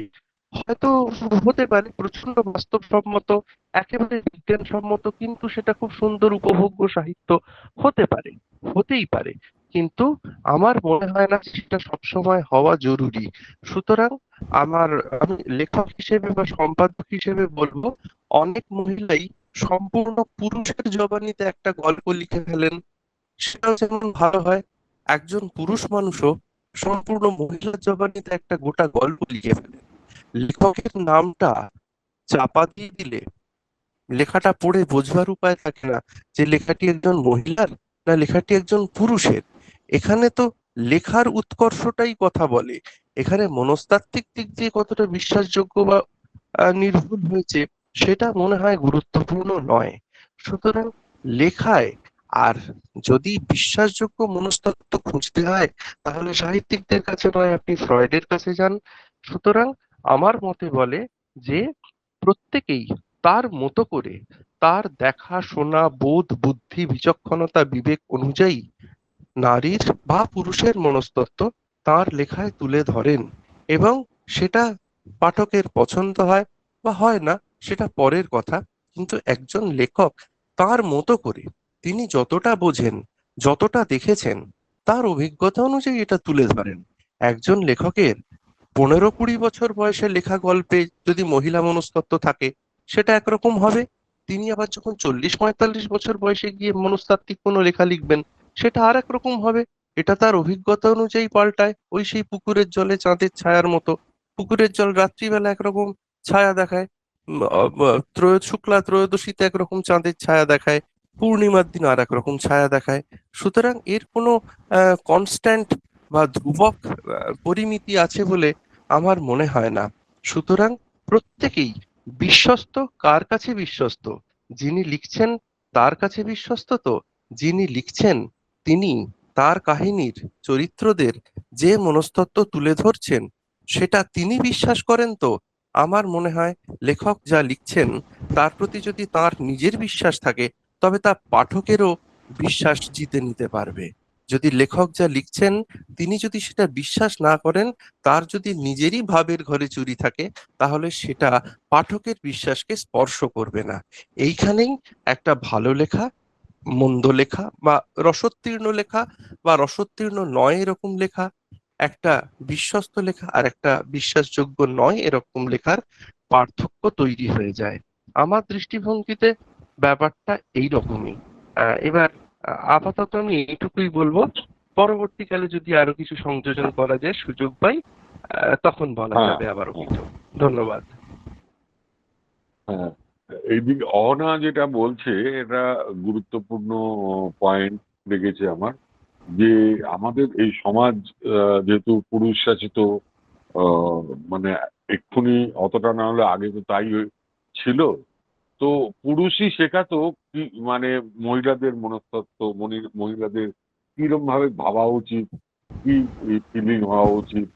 ফলে আহ, মানে বাংলায় যে পেছনে যত লেখা আছে তার মধ্যে পুরুষের ভাবনাটাই ইয়ে করে দেয়া হয়েছে, চাপিয়ে দেয়া হয়েছে মহিলাদের মধ্যে। এভাবে ভাবো, যেমন স্বপ্নমাদা বললো যে এমনও হয়েছে যখন যৌনতার বর্ণনায় গিয়ে দেখা যাচ্ছে যে একজন পুরুষ যেভাবে যৌনতাকে বর্ণনা করছে, বর্ণিত করছেন, একজন মহিলাও প্রায় সেরকম মহিলার দিক থেকে, যেটা তসলিমা নাসরিন বললেন, বা আরো পরে আমি দেখেছি তিলোত্তমা আছে আমাদের এখানে, বা তারা নিজেরা নিজের মতন চেষ্টা করেছে, আমাদের সঙ্গীতা। তো এইটা আধুনিক কালে, এবং অহনাও আহ, এই সময় লেখক। ফলে অহনাও যে চেষ্টাটা করছে, আমরা আস্তে আস্তে যেন পাচ্ছি মেয়েদের মনস্তত্ত্ব ব্যাখ্যায়, মেয়েরা অন্তত আর নতুন দিক দিতে পারছে, এবং এটা যত বেশি পাচ্ছি দেখতে, তখন মনে হয় গিয়ে যে আমরা আমরা তো এটা পাচ্ছি না, এবং তার শরীর মৃত্যুও কারণ আছে, তার মন একটা বড় কারণ। সবথেকে বড় কথা যে আহ, সবাই বলে যায়, বড়রা বলে গেছেন, লেখকরা বলে গেছেন মহিলারা খুব রহস্যময়ী, মহিলাদের মনে হদিশ পাওয়া খুব মুশকিল। এ তো আমরা শুনে শুনে বড় হয়েছি। আমার কোথাও যেন মনে হয় যে এটা সম্পূর্ণ আমার ব্যক্তিগত ভাবনা, আমি ভুল হতে পারি, আমি চাই ভুল হতে। সেটা হচ্ছে যে আমার মনে হয় যেন কোনো কারণে সামাজিক আমাদের যে পরিবেশ এবং মহিলাদের আশপাশে যে নানান রকম যে অবস্থায় মহিলারা বড় হয়ে ওঠেন, তাতে মহিলারা ভীষণ কনফিউজ হয়ে যায়। এই কনফিউশনকে আমরা রহস্য বলে ভুল করি। তো এরপর আমরা মোটামুটি যেসব সব বক্তার শুনলাম, এরপর আমরা লেখক শুদ্ধেন্দু চক্রবর্তীর কাছে যাব, যে আবার একজন সাইকিয়াট্রিস্ট। আমাদের এই আলোচনা শুনে বা তার নিজের কি মনে হলো, ও সে ওই একই তার তিনি বলবেন, পরে আবার তার কাছে ঘুরে আসবো। খুব ইন্টারেস্টিং একটা বিষয়, যে বিষয়টা নিয়ে আমি সবটাই মোটামুটি শুনলাম। আমি এখন এই মুহূর্তে করবেটের জঙ্গলে বসে বসে শুনছি সবকিছু। তা জঙ্গলে বসলে, জঙ্গলটা হচ্ছে মানুষের মনস্তত্ত্ব বোঝার জন্য সবচেয়ে ভালো জায়গা। কারণ হচ্ছে জঙ্গলে বসলে মানুষ কেন, প্রকৃতির আদিম যে প্রবৃত্তিগুলো সেগুলো মানে অনেক স্পষ্ট করে দেখা যায়, মানে সভ্যতাকে দূর থেকে দেখতে হয়। তো আজকের যে বিষয়টা, সেই বিষয়টা আমার মনে হচ্ছে একটা গভীর অভিমান থেকে হয়েছে। মানে সেই অভিমানটা যখন ওই মানে বর বউয়ের মান কষাকষি হয়, মান অভিমান হয়, তখন যখন বউ যে অভিমানটা নিয়ে বরের ওপর ঠাপড়েই পড়ে, সেই অভিমান থেকে হয়তো এই বিষয়টার উৎপত্তি হয়েছে। কারণ যখনই একজন লেখকের, পুরুষ লেখক, মহিলা লেখক, এই বাইনারিটা তৈরি হয়, তখনই আমার মনে হয় যে এটা কিন্তু একটা অভিমান থেকে তৈরি হয়েছে। এবং এই অভিমানের কারণ আছে। এই অভিমানের কারণ কিন্তু সুদীর্ঘ। যে ইতিহাস বলছে যে মহিলা লেখকদের একসময় পুরুষ লেখকদের নাম নিয়ে লিখতে হতো।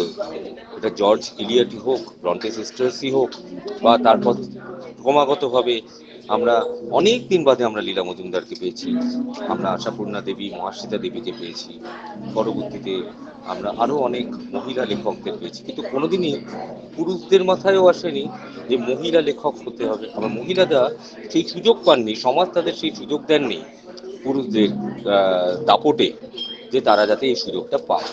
এই যে অভিমান, এই অভিমানের থেকেই ফেমিনিজম মুভমেন্ট, এই অভিমান থেকেই first, second, third, fourth, fifth, six feminine wave, এই অভিমান থেকেই এলজিবিটি কিউ, যেটা স্বপ্নময়দা বললেন, মানবীয়দের কথা বললেন, এই যে এই বিষয়গুলো, এই অভিমান, এই বাইনারি, এই জেন্ডার। তো আমার আজকে এই অনুষ্ঠানে মনোবিশ্লেষক হিসেবে সংযোজন করার কথা। তো এই যে মনোবিশ্লেষণ, এই মনোবিশ্লেষণেও কি বাইনারিটা ছিল না? সেখানেও কিন্তু একটা বাইনারি ছিল। যখন ফ্রয়েড প্রথম বিপ্লব আনলেন মনোবিশ্লেষণে, মনোবিকলন বা মনোবিশ্লেষণে যে বিপ্লবটা আনলেন, তিনি তখন কিন্তু আনলেন ইডিপাস কমপ্লেক্স, এবং তার অনেক পরে ইলেকট্রা কমপ্লেক্স, এবং তারপরে যে পেনিস এনভির কথা বললেন উনি। এই পুরো ব্যাপারটাই কিন্তু, এই বাইনারি ছেড়ে পুরো ব্যাপারটাই কিন্তু আলোচিত হলো একটা পুরুষ তান্ত্রিক দৃষ্টিভঙ্গি। সুতরাং আমাদের এই যে মনোবিজ্ঞান, এই মনোবিশ্লেষণ, এটাও কিন্তু একটা বাইনারিতে বায়াসড হওয়ার একটা সম্ভাবনা থেকে যায়, একটা পুরুষ কেন্দ্রিক বায়াস। যে বায়াসটা হয়তো কিছু কিছু ক্ষেত্রে, যেটা স্বপ্নময়দা বলছেন, যে যৌনতার ক্ষেত্রে, শারীরিক শরীরবৃত্তীয় ক্ষেত্রে, এই মনো যে বৈজ্ঞানিক যে পরিবর্তনগুলো, একজন ছেলে যখন মেয়ে হিসেবে লিখছে, একজন মেয়ে একটা ছেলে চরিত্র লিখছেন, তখন তিনি যখন সেটাকে আরো বিশ্বাসযোগ্য করবার জন্য একটা পুরুষের মতো করে, মানে কোট অ্যান্ড কোট পুরুষের মতো করে লেখার চেষ্টা করছেন, এই ব্যাপারগুলো সবই, এই প্রশ্নগুলো আমাদের জাগছে। পাঠকের মনে প্রশ্ন একটাই জাগে, যে গল্পটা খুব ভালো হলো না খারাপ হলো, গল্পটা উপন্যাসটা মনের মধ্যে রয়ে গেল না রয়ে গেল না। কিন্তু যখন বিশ্লেষণ করি, তখন তো আমাদের এগুলো ভাবতে হয় যে এটা এইভাবে লিখলেন, ওটা ওইভাবে লিখলেন। তা সেইটা কিন্তু, তার মধ্যে এই বাইনারির মধ্যে কিন্তু মনোবিজ্ঞানেরও এই বাইনারি রয়েছে। এই বাইনারিটা ভাঙলেন প্রথম অ্যাকচুয়ালি কিছুটা অ্যানা ফ্রয়েড, মানে ফ্রয়েডেরই কন্যা, যখন এটার প্রতিবাদ করলেন, এবং তারপরে পোস্ট ফ্রয়েডিয়ান্স, নিও ফ্রয়েডিয়ান্স, অ্যান্টি ফ্রয়েডিয়ান্স এরা যখন প্রতিবাদ করলেন, তার মধ্যে উঠে এলেন কার্ল গুস্তাভ ইয়ুং। এই কার্ল গুস্তাভ ইয়ুং কিন্তু প্রথম বললেন অ্যানিমা কমপ্লেক্স, মানে অ্যানিমাস কমপ্লেক্স, অর্থাৎ একটা মানুষের মধ্যে কিন্তু দুটো সত্তাই থাকে। তখন তিনি তার মধ্যে সেই বৈজ্ঞানিক পন্থা ছিল না, বৈজ্ঞানিক ল্যাব ছিল না যেখানে তিনি প্রমাণ করতে পারবেন। উনি মনোবৈজ্ঞানিকভাবেই এটা প্রমাণ করবার চেষ্টা করেছেন যে এই অ্যানিমাস কমপ্লেক্সের মধ্যে একই মানুষের মধ্যে কিন্তু পুরুষ এবং মহিলা দুজনেই কিন্তু বিরাজ করে, এবং এটাকে উনি বলেন অ্যানিমাস কমপ্লেক্স। এবং একটা সময় এরকমও হয়েছে, মানে আমরা তারপরে উনি ইয়ুং তো খুব ভারতীয় সংস্কৃতির সাথে খুব ছিলেন, মানে ওয়াকিবহাল ছিলেন। তিনি মন্ডলা পড়তে গিয়ে সেখানে উনি হরপার্বতীর কনসেপ্ট এনেছেন। আমাদের মনে প্রশ্ন জেগেছে শ্রী চৈতন্য মহাপ্রভু নিয়ে। তো এই যে অ্যানিমাস কমপ্লেক্স পরবর্তীকালে আমরা বৈজ্ঞানিকভাবে দেখতে পেলাম, কিন্তু সত্যিই তাই। একটা মানুষের মধ্যে, একটা পুরুষের মধ্যে ইস্ট্রোজেন থাকে, খুব সামান্য পরিমাণে প্রোজেস্টেরনও থাকে। আবার একটা মহিলার মধ্যে খুব সামান্য পরিমাণে হলেও টেস্টোস্টেরন থাকে। অর্থাৎ পুরুষ হরমোন একটা মহিলার মধ্যে রয়েছে, আবার একটা পুরুষের মধ্যে মহিলা হরমোন রয়েছে। এই এই যে হরমোনগুলো বেরোচ্ছে, কোথা থেকে বেরোচ্ছে? এই একটা মহিলার মধ্যে তো আর মেল অর্গানস নেই, তাহলে তার বেরোচ্ছে কোথা থেকে? বেরোচ্ছে অ্যাড্রেনাল কর্টেক্স থেকে, যেটা কিন্তু পুরুষ এবং মহিলা দুজনের মধ্যেই থাকে। এবং সেই কারণেই ইয়ুং একটা অসাধারণ ঐতিহাসিক একখানা মন্তব্য করলেন যে none of us is 100% male, none of us is 100% female. তো এই যে মনোবৈজ্ঞানিক যে একটা বাইনারিকে ভেঙে দেওয়ার প্রবণতা, এখান থেকে এই কিন্তু সূত্রপাত এবং সমস্যাটা করতে পারে। এবার ভাবা যাক যে এখান থেকে আমি যদি এই বাইনারিটাকে অ্যানালাইজ করি, তাহলে কোন কোন জায়গায় মহিলারা পুরুষদের থেকে ডিফারেন্ট মনোবৈজ্ঞানিক হবে। তিনটে জায়গা আমি বলবো। প্রথম জায়গাটা হচ্ছে সোশ্যাল জায়গা, যেটা আমরা সবাই জানি একজন মহিলার সামাজিক জীবন একটা পুরুষের সামাজিক জীবনের সমান নয়। সেটা খুব সহজভাবে বাথরুম ইউজ করতে গেলেই বোঝা যায়। তারা জামা কাপড় চেঞ্জ, আমরা একটা পুরুষ যেমন যত সহজে একটা জামা চেঞ্জ করতে পারে, একটা মহিলা পারে না। এই এই এই এই এই অস্বস্তিকর সত্যিগুলো কিন্তু রয়েছে একটা মহিলার জীবনে। এই যে জিনিসগুলো ঘটে, প্রেগনেন্সি, মেনস্ট্রুয়েশন ইত্যাদি ইত্যাদি, এই জিনিসগুলো কিন্তু একজন পুরুষের জীবনে অনেক ক্ষেত্রেই কিন্তু সেটা আমরা করতে পারি না, মানে আমরা কল্পনাও করতে পারি না। তার জন্য যেটা হয় সেটা হচ্ছে সামাজিকভাবে তার এই যে কগনিশন, যে সোশ্যাল কগনিশন তৈরি হচ্ছে, সেই সোশ্যাল কগনিশনটা কিন্তু পার্থক্য ঘটে যায়। এটাই কিন্তু মূল কারণ যে এতদিন ধরে মহিলার যে অবজেক্টিফিকেশন, একটা পুরুষ ভাবতেই পারে না একটা মহিলা কিভাবে এটা কিভাবে ভাবতে পারে। কেন মহিলাদের সমস্ত উপন্যাস শরীর কেন্দ্রিক হলো? তার কারণ তো পুরুষ ভাবতেই পারে না যে শরীর ছাড়া একটা মানুষ, একটা মহিলার, একজন নারীর মনের অস্তিত্ব আছে। এটা বুঝতে মানে একজন পুরুষের কয়েক হাজার বছর লেগে গেছে, তারপরে তারা বুঝতে পেরেছেন ব্যাপারগুলো। তো এই যে এই বাইনারিটা, এটা হচ্ছে সোশ্যাল কগনিশন। তারপরে দুজনের সোশ্যাল কগনিশন বোঝা গেল টোটালি ডিফারেন্ট। একটা পুরুষ মানুষের জীবনযাত্রা, একটা মহিলা মানুষের জীবনযাত্রা আজ কিন্তু একরকমের, অনেকটা একরকমের হলেও একসময় কিন্তু একরকমের ছিল না। তাহলে আজকে এটা কি হয়েছে? আজকে এই বাইনারিটা কিন্তু অনেকটা ভেঙে গেছে। এখন LGBTQE এই ব্যাপারগুলো এসছে, এবং তারপরে যেটা হয়েছে এখন কিন্তু এই জেন্ডার রোলগুলো ডিফিউজ হয়ে গেছে। এখন ছেলেদের রান্না শেখানো হচ্ছে, মেয়েরা বক্সিং শিখছে। সুতরাং এই যে জেন্ডার রোলস এগুলো পাল্টাচ্ছে। সুতরাং আধুনিক সাহিত্য যেটা তৈরি হবে, সেই সাহিত্যে কিন্তু আমাদের আর এই আলোচনার পরিসরটা থাকবে না। কারণ হচ্ছে আধুনিক মেয়ে বা আধুনিক ছেলেরা যদি তারা মানে বাংলায় লেখেন, বাংলায় লিখে যদি আমাদের দয়া করেন, আমাকে ক্ষমা করবেন, কারণ হচ্ছে আধুনিক প্রজন্মের আমি বেশিরভাগ লোককেই ইংরেজিতে লিখতে দেখি। তো তারা যদি, যারা একদম তরুণী যারা যদি বাংলায় লেখেন, তাহলে তারা কিন্তু এই বাইনারিটা ভাঙতে পারবেন, কারণ সোশ্যাল কগনিশনটা কিন্তু চেঞ্জ হচ্ছে। 2 নম্বর, ইমোশনাল অনুভব। ইমোশনের জায়গায় একটা বড় অংশ জড়িয়ে থাকে হচ্ছে হরমোনস। পুরুষ হরমোন, মহিলা হরমোন। ছেলেদের ক্ষেত্রে পুরুষ হরমোন মানুষকে অ্যাগ্রেসিভ করে তোলে, ইম্পালসিভ করে তোলে। মহিলা হরমোন মানুষকে বেশি মমতাময়ী করে তোলে, মায়াময় করে তোলে, অনুভূতি প্রবণ করে তোলে।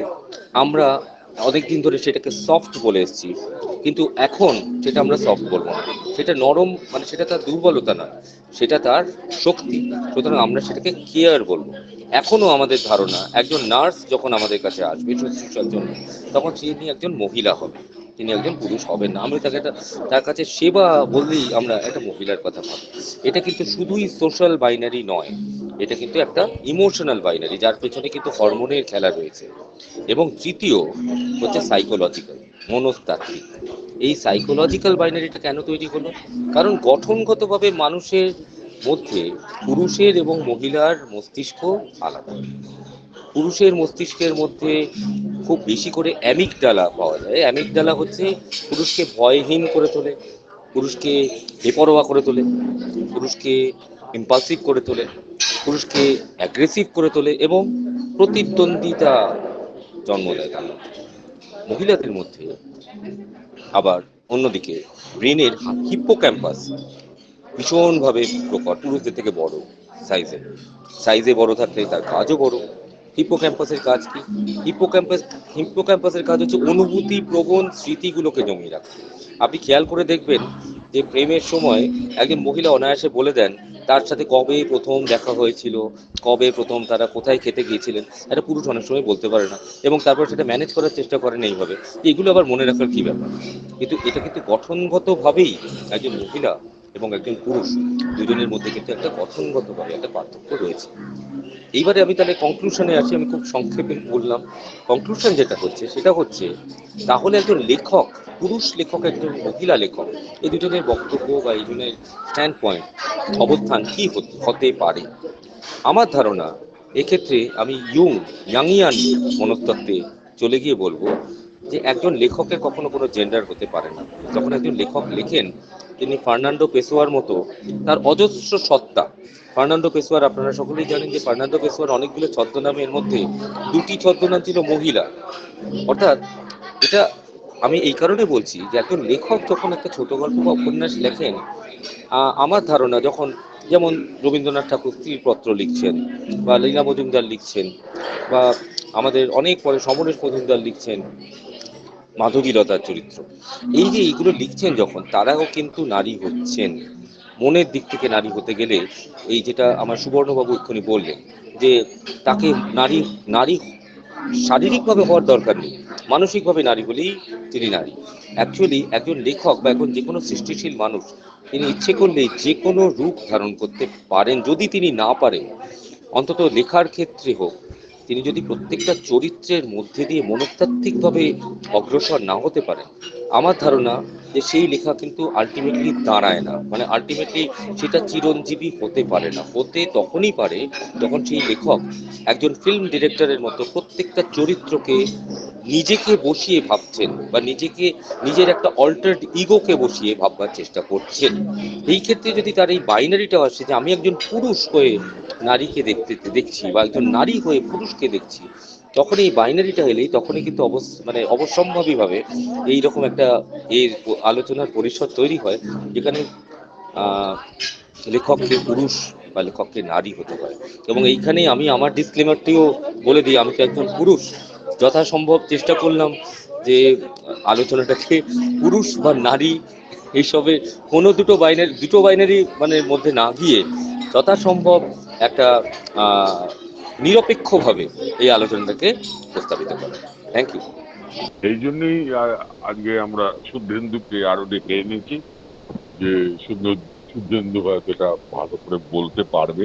কিন্তু শুদ্ধেন্দুর কাছে আমার একটা প্রশ্ন, যে আমরা পুরুষ হলেও এবং সৃষ্টিশীল হলেও আমরা কিছুটা নারী হরমোন বহন করছি বা করছি, কিন্তু পুরোটা তো নয়। তাহলে কি আমরা বিশ্বস্ত থাকছি? আমরা মানে ধরো নারীর জওয়ানিতে কোনো আমরা গল্প লিখলাম, উপন্যাস লিখলাম, তা আমরা কি সত্যি পুরোপুরি বিশ্বস্ত থাকতে পারছি? শুদ্ধেন্দুকে আমার প্রশ্ন।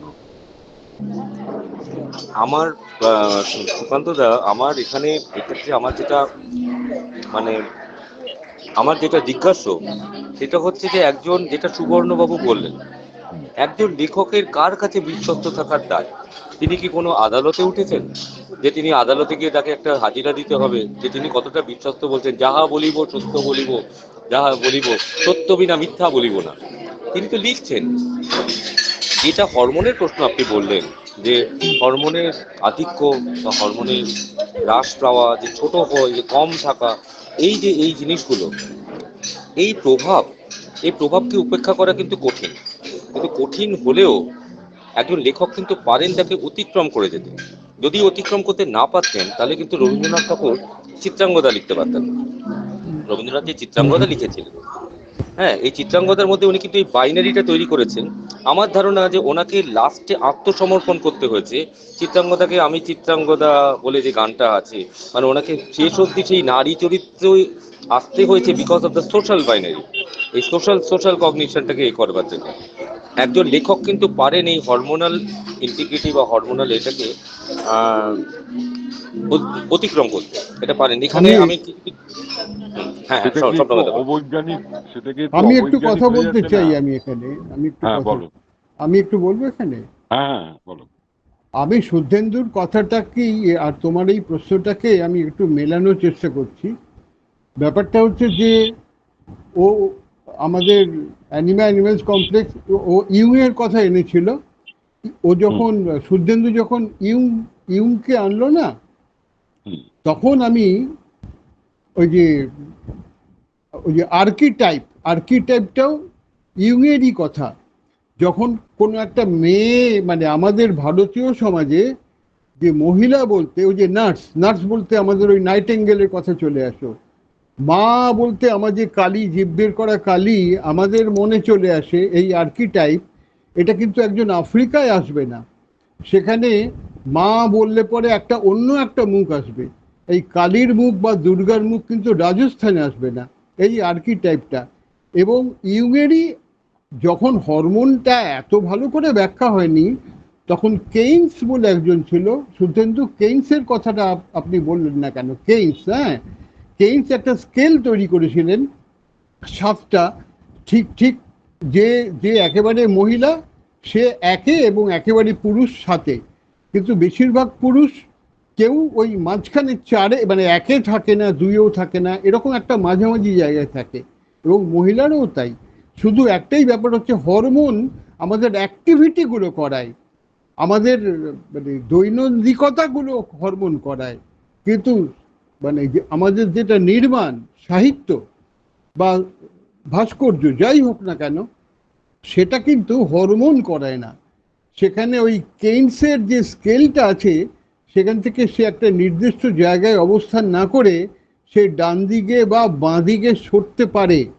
সে যখন মহিলা হয় তখন সেটা হয়। এখানেই আবার অহনার কথাটা করে বলি, এটা একটা সামাজিক নির্মাণও বটে। আমি যে এই যে মনস্তত্ত্বের এই ভুল হচ্ছে, এটা হচ্ছে, সেটা হচ্ছে, কতগুলো যে চেপে যায় এবং যুগে যুগে যুগে যুগে পাল্টায়। ওই যে যেমন মোনালিসার ছবিতে দেখুন একটা পাতলা ঠোঁট, আবার কালিদাসের সেই যে মোটা ছোটা ঠোঁটের ওই পক্ষ বিম্বা ধরষ্ঠি। পক্ষ বিম্ব মানে হচ্ছে ওই যে তেলাকুচা ফল আছে না, ওটাকে বলে বিম্ব। মোটা মোটা মোটা মোটা ঠোঁট হবে, সেরকম রকম স্তনটা বড় হবে না ছোট হবে। এটাও একটা সামাজিক নির্মাণ এবং যুগে যুগে পাল্টায়। একটা সময় আমরা যখন প্রস্তর মূর্তিগুলো দেখি বেশ মোটা ছোটা ওই ইয়েগুলো উর্বশীরা, কিন্তু পরে এই স্লিম ফিগারের দিকে একটা হয়।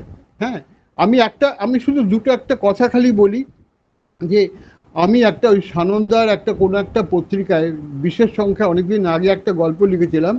একটা মেয়ের ওই হিস্টেরেক্টমি হয়েছে, একজন মহিলার এই 40-42 বছর বয়সে হিস্টেরেক্টমি হয়ে গেছে। হিস্টেরেক্টমি হওয়ার ফলে তার আর জরায়ু নেই এবং তার আর মেনস্ট্রুয়েশন হবে না, তার কখনো কখনো মাসিক হবে না। এইবারে ওর অপারেশন, এবারে তার একটা লাল কম্বল ছিল, লাল শাড়ি ফাড়ি ছিল, ইত্যাদি ইত্যাদি। ও তখন লাল দেখলেই ওর ওর ওর মনে হচ্ছে এই লাল তো আমার আসবে না, আমার তো আর কখনো মেনস্ট্রুয়েট করবে না, আমি করবই না। একটা সময়ে তার অপারেশনের একটা সামান্য গন্ডগোলের জন্যই অপারেশনের দিন 7 পরে তার ব্লিড করছিল এবং তুলো দেখলো তুলোটা ভিজে গেছে। তুলো ভিজে যাবার পরে সে কিন্তু ভেতর ভেতর একটা আনন্দও হলো যে হ্যাঁ, আমার আমার তো শরীরের ভেতর থেকে আবার রক্তপাত হচ্ছে। এই যে ভেতর ভেতর একটা আনন্দ হচ্ছে, সেই আনন্দটা আমার ওই যে নারী মনের ভেতরকার মনস্তত্ত্বে এসে, মানে ওই যে অ্যাক্টিভিটি যেটা, ও এবারে কি করবে? ও যে আনন্দ হচ্ছে, আনন্দ হলে কি করবে? আমি তো বলতে পারি না আনন্দ হলো, কি একটা কিছু তো করবে। এই ব্যাপারগুলো নিয়ে আমার গল্পটা লেখা ছিল, কিন্তু বাণী বসু আমাকে বলেছিল তোমার ওই গল্পটা পড়লাম, এত গোপন কথা, এত বিচ্ছিরি কথা, এগুলো না বললেই তো পারতে। এবং ব্যাপারগুলো হচ্ছে মহিলারাও এই ব্যাপারগুলোকে ঠিক ঠিক আমাদের ওরম করে করে বলেনি। এবারে আমাদের মুশকিলটা হচ্ছে আমাদের মন, আমাদের ওদিকে যেতে গেলে নারী মন বা নারী হরমোন পেতে হবে না, হ্যাঁ, আমাকে সরতে হবে। ওই কেইনসের যে স্কেলটা আছে সেখানে আমি ওই 3 থেকে 4-এ যাব, 4 থেকে 5-এ যাব, কি এরকম একটু সরতে হবে। এই সরাটা যে বেশি করে ভালো পারবে সেই সেটা পারবে। তবে হ্যাঁ, এই ব্যাপারটা এখনো অন্ধকার, এখনো এই ব্যাপারগুলো ওই যে মানে আমি আমি জানি না বিশ্বজিৎ পান্ডার মনে আছে কিনা, ওই যে যে মেয়েটি মোহময়ী হতে চেয়েছিল, যে হ্যাঁ সে তার স্তনটা বৃদ্ধি করতে গিয়ে তার কি বিপত্তিটা হলো, ঠিক তেমন করে এইসব আমাদের আছে না, সুন্দরী সুন্দরী পৃথিবীর নানা দেশে পাল্টায় তো। হ্যাঁ, ওই আফ্রিকায় এক ধরনের সুন্দর, চীনে নাকি শুনেছিলাম ছোট ছোট পা হলে পরে খুব সুন্দরী হয়, আফ্রিকায় ঠোঁটটা যেরকম মোটা লম্বা হয়ে ঝুলে পড়লে নাকি কোনো একটা উপজাতিদের তারাই সুন্দরী হয়। এই সবগুলো সামাজিক নির্মাণ এবং সেটা পাল্টায়। আর সুতরাং এই যে ব্যাপারটা সুকান্ত যেটা বলছিল যে আমরা কি তাহলে কি পারবো না, আমরা পারা খুব মুশকিল। শরীরের এতগুলো জটিলতা আছে মহিলাদের শরীরের মধ্যে পুরুষের তুলনায়, শরীরের জটিলতা জনিত যে ব্যাপারগুলো, সেই মনটাকে ধরা সত্যিই মুশকিল। এবং সেখানে এখন আজকাল ওই অহনার মতো মেয়েরা কি সঙ্গীতার মতো মেয়েরা কিছু কিছু এই ব্যাপারগুলো সাকসেসফুলি ধরার চেষ্টা করছে, কিন্তু ধরলেই তো হলো না, ধরাটা তো ডাক্তারদের কাজ। শুদ্ধেন্দু তো একই সঙ্গে ডাক্তার, মনোবিদ এবং একই সঙ্গে লেখক, এগুলো শুদ্ধেন্দুদের কাজ। অনেকের দ্বারা সবকিছু সবার দ্বারা তো হয় না, সেটা আমার দ্বারা হবে না, আমার দ্বারা অন্য কিছু হতে পারে বা পারত, শুদ্ধেন্দুর দ্বারা এইসব ব্যাপারগুলো হবে। না স্বপ্নদা, একটা কথা আমি বলি, পেন্সির যে এটা স্কেলটার কথা আপনি বলছেন, হ্যাঁ, সেটা কিন্তু এখন অবসলিট হয়ে গেছে। হ্যাঁ, এখন আর, তো অবসলিট হয়ে গেছে, কেইন্স কারণ যখন এখন করেছে আমরা, তখন তো হরমোনই হ্যাঁ, জানতো না মানুষ। আমরা কিন্তু এখন আর ওটা ব্যবহার করি না। না, আমরা যেটা এখন করি না। ব্যবহার করি, এখন আমরা যেটা ব্যবহার করি সেটা আমরা MMPSE, মিনেসোটা মাল্টিফেসিক পার্সোনাল ইনভেন্টরি, অথবা আমরা 5 পয়েন্ট একটা আছে পার্সোনালিটি স্কেল, এইগুলো ইউজ করি। আমরা এখন কিন্তু জেন্ডার বায়াসড নয় এমন কিছু কিছু স্কেল, এবং আমরা বেশি প্রাধান্য দিচ্ছি পার্সোনালিটি টাইপ, অর্থাৎ ব্যক্তিত্বের টাইপ। মানে এমনও হতে পারে একটি মেয়ে কিন্তু তার চরিত্র মানে তার ব্যক্তিত্ব হচ্ছে পুরুষ কেন্দ্রিক। হ্যাঁ, মানে যেমন একজন একজন জ্যাভলিন থ্রোয়ার, সে কিন্তু আসলে একটা পুরুষের মতো, তার তার তার সাইকোলজিক্যাল স্ট্রাকচার। ইয়ং এর কথা বললেন, একদম ঠিক বলেছেন। আর্কিটাইপের সাথে সাথে ইয়ং কিন্তু আরেকটা কথাও বলেছিলেন, যেটাকে বলা হয় কালেকটিভ আনকনসিয়াসনেস। হ্যাঁ, এবং এই কালেকটিভ আনকনসিয়াসনেসটা কিন্তু একটা আশ্চর্য জিনিস সত্যি, যে আমরা মা বলতে যদি জীব বের করা কালী মায়ের কথা ভাবি, এবং আফ্রিকায় তিনি ভাবছেন না, কিন্তু আমাদের মনে যে সিম্বলটা স্ট্রাইক করছে, সেই সিম্বলটা কিন্তু হয়তো আফ্রিকান সেই মানবের মুখেও, মানবের মনের মধ্যেও কিন্তু সেই একই সিম্বল স্ট্রাইক করছে। কি করে স্ট্রাইক করছে এইটা ইয়ং কিন্তু মানে খুব আশ্চর্য হয়েছিলেন, কারণ হচ্ছে স্পেনের গুহর মধ্যেও যে সিম্বল, ভিমবেটকার মধ্যেও সেরকম সিম্বল। অর্থাৎ মানুষ irrespective of sex, irrespective of geography, irrespective of culture, race, কিছু কিছু আর্কিটাইপস আছে যে আর্কিটাইপস গুলো কিন্তু কালেকটিভ আনকনসিয়াসনেসের অন্তর্গত।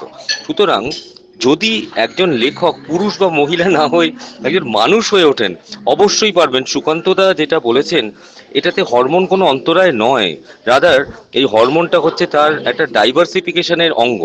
আমরা কিন্তু এখন পুরুষ কেন্দ্রিক বা মহিলা কেন্দ্রিক সাইকিয়াট্রি থেকেও বেরিয়ে এসেছি, মানে মনোবিজ্ঞান থেকেও বেরিয়েছি। তাহলে যদি না হতো, তাহলে একজন পুরুষ মনোবিজ্ঞানী কি একজন মহিলা রুগীর কনসালটেশন করতে পারতেন? ইজ ইট পসিবল যে এখন সেই অ্যানা ও এর মতো, ফ্রয়েডের সাথে অ্যানা ও এর যে সম্পর্ক, সেরকম সেরকম সাইকো অ্যানালিসিস কি আজকালকার দিনে সেটা সম্ভব? না, সম্ভব নয়। কারণ আমাদেরকে শেখানো হয় মনোবিজ্ঞানী হিসেবে যে প্রথমেই আমাদেরকে জেন্ডার আনবায়াসড হতে হবে। আমরা যখন একজন কনসালটেশন করি, বা বা আমি কোনোটা দুটোকে এক এক জায়গায় রেখে বলছি যে একটা সাইকিয়াট্রিক কনসালটেশন এবং একটা লেখক যখন লিখতে বসেন, স্বপ্নময়দা যখন টেবিলে লিখতে বসেন, তখন তিনি কিন্তু একজন সাইকিয়াট্রিস্ট। হ্যাঁ, এই যে এই সময়টা, এই মুহূর্তটায় তিনি কিন্তু আর পুরুষ মহিলা কিছু থাকলেন না, তিনি কিন্তু একজন বিশ্লেষক হয়ে গেলেন। সুতরাং ওই জন্যই আমি সুকান্তদাকে বলেছিলাম যে মনোবিশ্লেষক হলে সেই ভারের চোটে আমি তলিয়ে না যাই আর কি, সেটাই হচ্ছে ব্যাপার। তবে যাই হোক, আমি কিছুটা আলোকপাত করলাম, আমি স্বপ্নময়দের সাথে অনেকটা হলেই সহমত। তবে পেন্সের এটা স্কিলটা আমরা যারা ব্যবহার করি না বলে আর বললাম না, কারণ ওটা না না বললে না, আরো কেস এ তো হতো আর কি। অনেকটা জানি, কেস যখন রাইট, করেছেন রাইট, তখন তো এই হরমোনের ব্যাপারটাই ভালো করে মানুষ জানে না, ঠিক ঠিক ঠিক, কিন্তু একদমই তাই, তাও তো একদম। একটা হাইপোথিসিস ছিল। আমরা হ্যাঁ, এবার Hypothesis ছিল। সেকেন্ড রাউন্ডে ঢুকবো। হ্যাঁ, তো আর একটা অজান্তেই সুবর্ণ আমাদের একটা টপিক দিয়েছে, এটা ভালো, যে এই সাহিত্যে আমরা উপভোগকে আগে রাখবো না বিশ্বস্তকে আগে রাখবো, মানে যেটা মানে কোনটা আগে রাখবো। বিশ্বস্ত হওয়া দরকার আছে, যেমন তেমনি সেটা বিশ্বস্ত হতে গিয়ে দেখা গেল সেটা হলো না গল্প। হ্যাঁ, সেটা নিয়েও একটা আলোচনা আমাদের টপিক সুবর্ণ দিয়েছে, আমার ভালো লাগছে। তো আমরা সত্যি বুকে হাত দিয়ে বললে যে আমরা কিন্তু অন্তত যারা আমরা বিয়ে থা করেছি, চিরঞ্জয়দা আছে সেই করেনি বলে হ্যাপা সামলায়নি, না আমরা কিন্তু নিজের বইয়ের ব্যাপারেও আমরা বুঝতে পারি না। আমি তো বারংবার ঠকে যাই। হ্যাঁ, ভাবি বোধহয় এইটা বোঝালাম, কিন্তু দেখা গেল না সেটা সে বোঝেনি। তো তখনই একটা কনফিডেন্স ল্যাক করে, মনে হয় যে মেয়েদের নিয়ে লিখছি, আমি কি বুঝে লিখছি। তো যাই হোক, দ্বিতীয় আমরা সেকেন্ড রাউন্ডে আসি। আমরা প্রতিভা সরকারকে সংক্ষেপে, যা আগেরবার বলা হয়নি বা এতক্ষণ শুনে কিছু বলতে ইচ্ছে করলে একটু বলতে পারেন। আহ, আমি তো আহ, সময় বিভ্রাটে আমার আসল কথাটাতেই আসতে পারিনি। এবার আপনারা এবার আমি শুনলাম আপনাদের সমস্ত কথা এবং ভালো লাগলো, শুনবো বলেই বসেছিলাম এবং খুবই ভালো লাগলো, খুব ওই ফেসবুকিয়ান ভাষায় ঋদ্ধ হলাম। কিন্তু কথা হচ্ছে যে আপনার বোধহয় অত নিজেকে ইনফিরিয়রিটি কমপ্লেক্সে ভোগার কোনো দরকার নেই। কেননা পৃথিবীতে আজ অব্দি মেয়েদের মনস্তত্ত্ব নিয়ে যত সাহিত্যিক কথা বলেছেন এবং যারা অমর হয়ে আছেন এই ব্যাপারে, তারা সকলেই হচ্ছেন পুরুষ। আমি রবীন্দ্রনাথ দিয়ে শুরু করেছিলাম, রবীন্দ্রনাথের পর আমি এতে আসতাম, আপনার অ্যানা কারেনিনাতে আসতাম। মানে আমারই এটা বোকামো, এত বড় সময় পাওয়া যায় না। আনা কারেনিনার ওই মৃত্যু দৃশ্যটা আপনি কল্পনা করুন, যখন ও ট্রেনের চাকার নিচে পড়ছে, ও যেগুলো ভাবছে সেটা একেবারে একজন নারী হয়ে না ভাবলে সেটা কিন্তু ভাবা যায় না। এই মোমবাতির শিখার সঙ্গে তুলনা করছেন, ওইটা পড়তে গিয়েই আবার আমার তখন শেক্সপিয়ারের কথা মনে আসে, লেডি ম্যাকবেথের কথা মনে আসে। তো পৃথিবীতে যতগুলো অমর নারী চরিত্র হয়েছে, সবার স্রষ্টা কিন্তু এখন অব্দি পুরুষ। মেয়েরা চেষ্টা করছেন, মেয়েরা ভবিষ্যতে পারবেন, এইরকম আশা আমরা সকলেই ব্যক্ত করলাম, আমারও এরকম আশা আছে। তবে মেয়েদের লেখা কতজন পড়েন আমি জানি না, সেই পাঠেও আমাদের কিছু খামতি আছে। কিন্তু এটা আমি পরিষ্কার বলতে চাই, আজকের টপিক যদি এটা হয়ে থাকে যে মেয়েদের মনস্তত্ত্ব প্রতি পুরুষ লেখকেরা বিশ্বস্ত কিনা, আমি অ্যাভারেজের কথা জানি না, কিন্তু যারা পৃথিবীতে এই ব্যাপারে একেবারে মাথা তুলে আছেন হিমশৈলের মতো, তারা প্রত্যেকেই পুরুষ। ফলে নারীকে না বুঝলে এই ব্যাপারটা হতো না। আপাতত এইটুকুই। বাহ, খুব ভালো লাগলো। অহনা, তুমি এবার একটু বলো।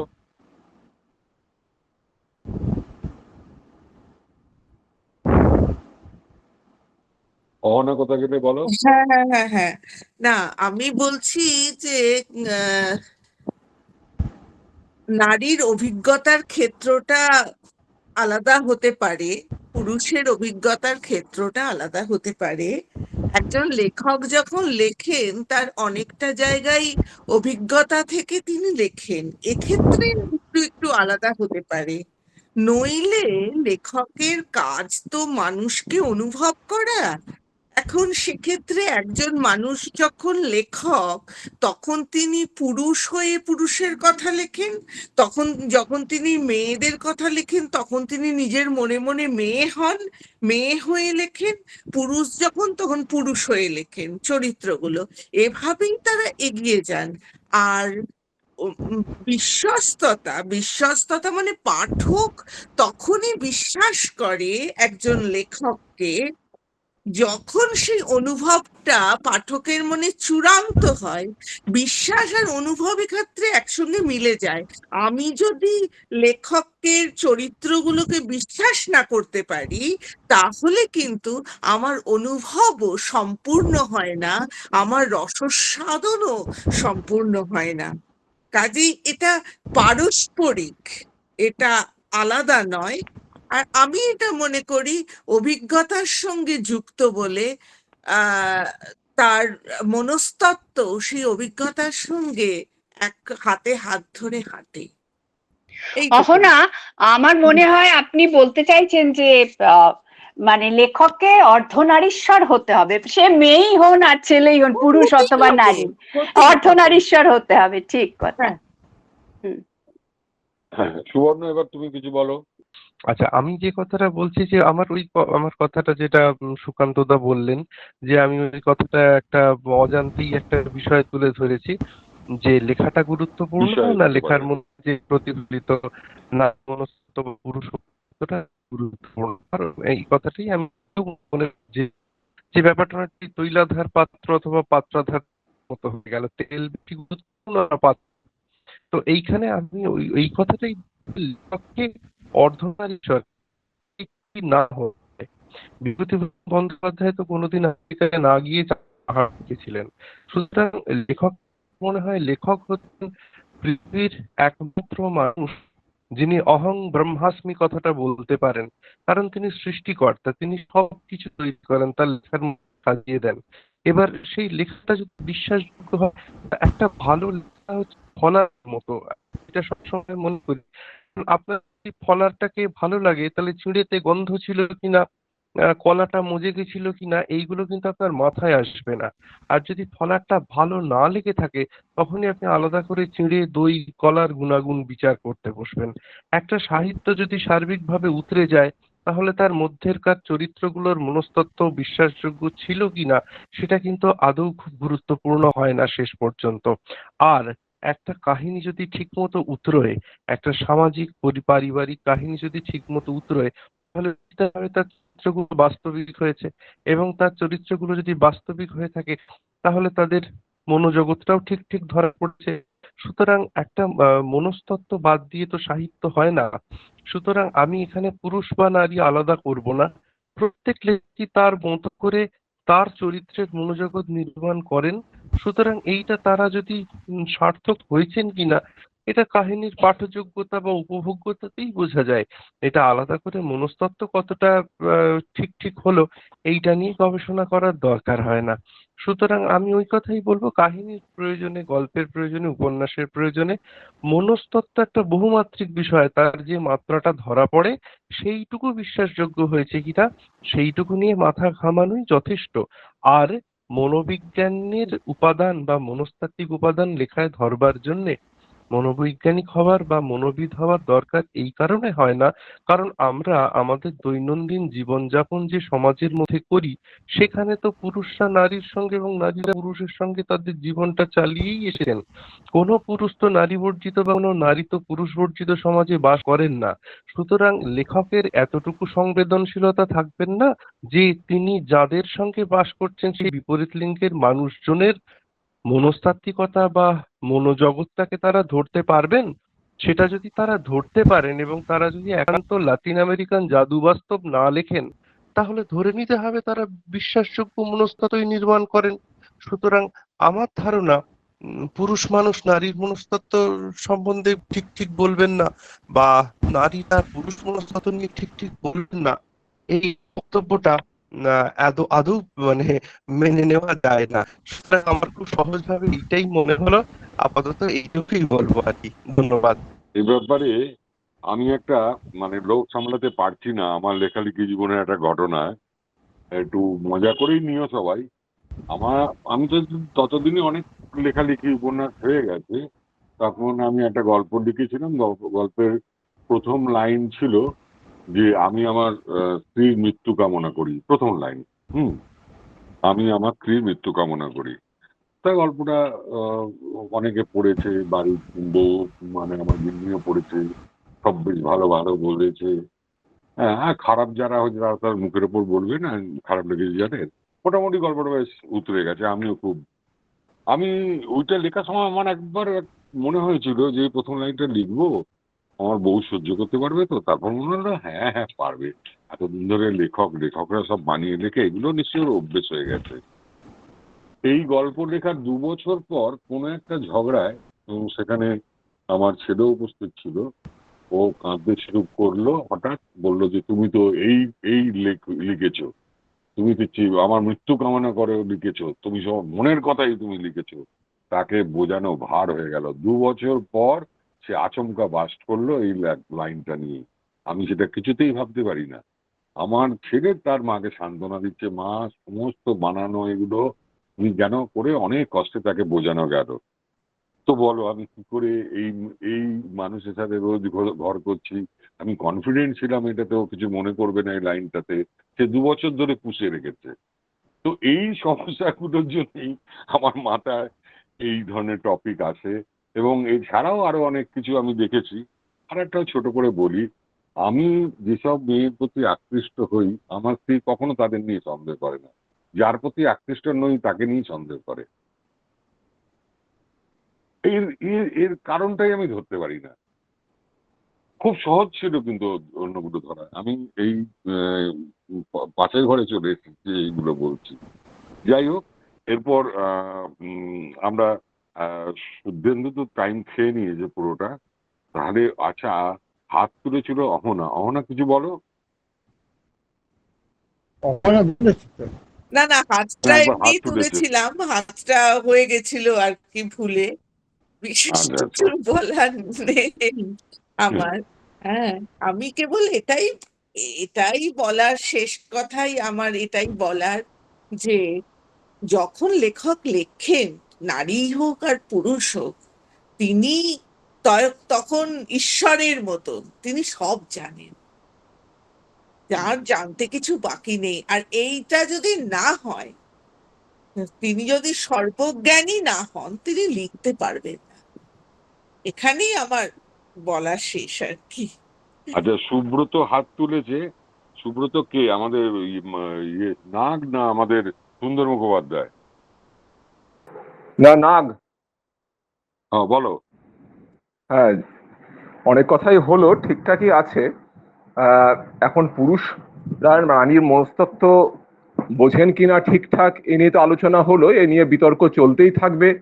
কিন্তু আমার মনে হয় যে এ নিয়ে খুব বিতর্কের দরকার নেই। রবীন্দ্রনাথ এবং শরৎচন্দ্র নিয়ে অনেক আলোচনা হলো, কিন্তু আমি আরেকজন লেখকের কথা এক্ষণে বলতে চাই। তিনি হলেন অনেকটা বিস্তৃত, খুব দুর্ভাগ্যজনিত কারণে, তিনি হলেন জগদীশ গুপ্ত।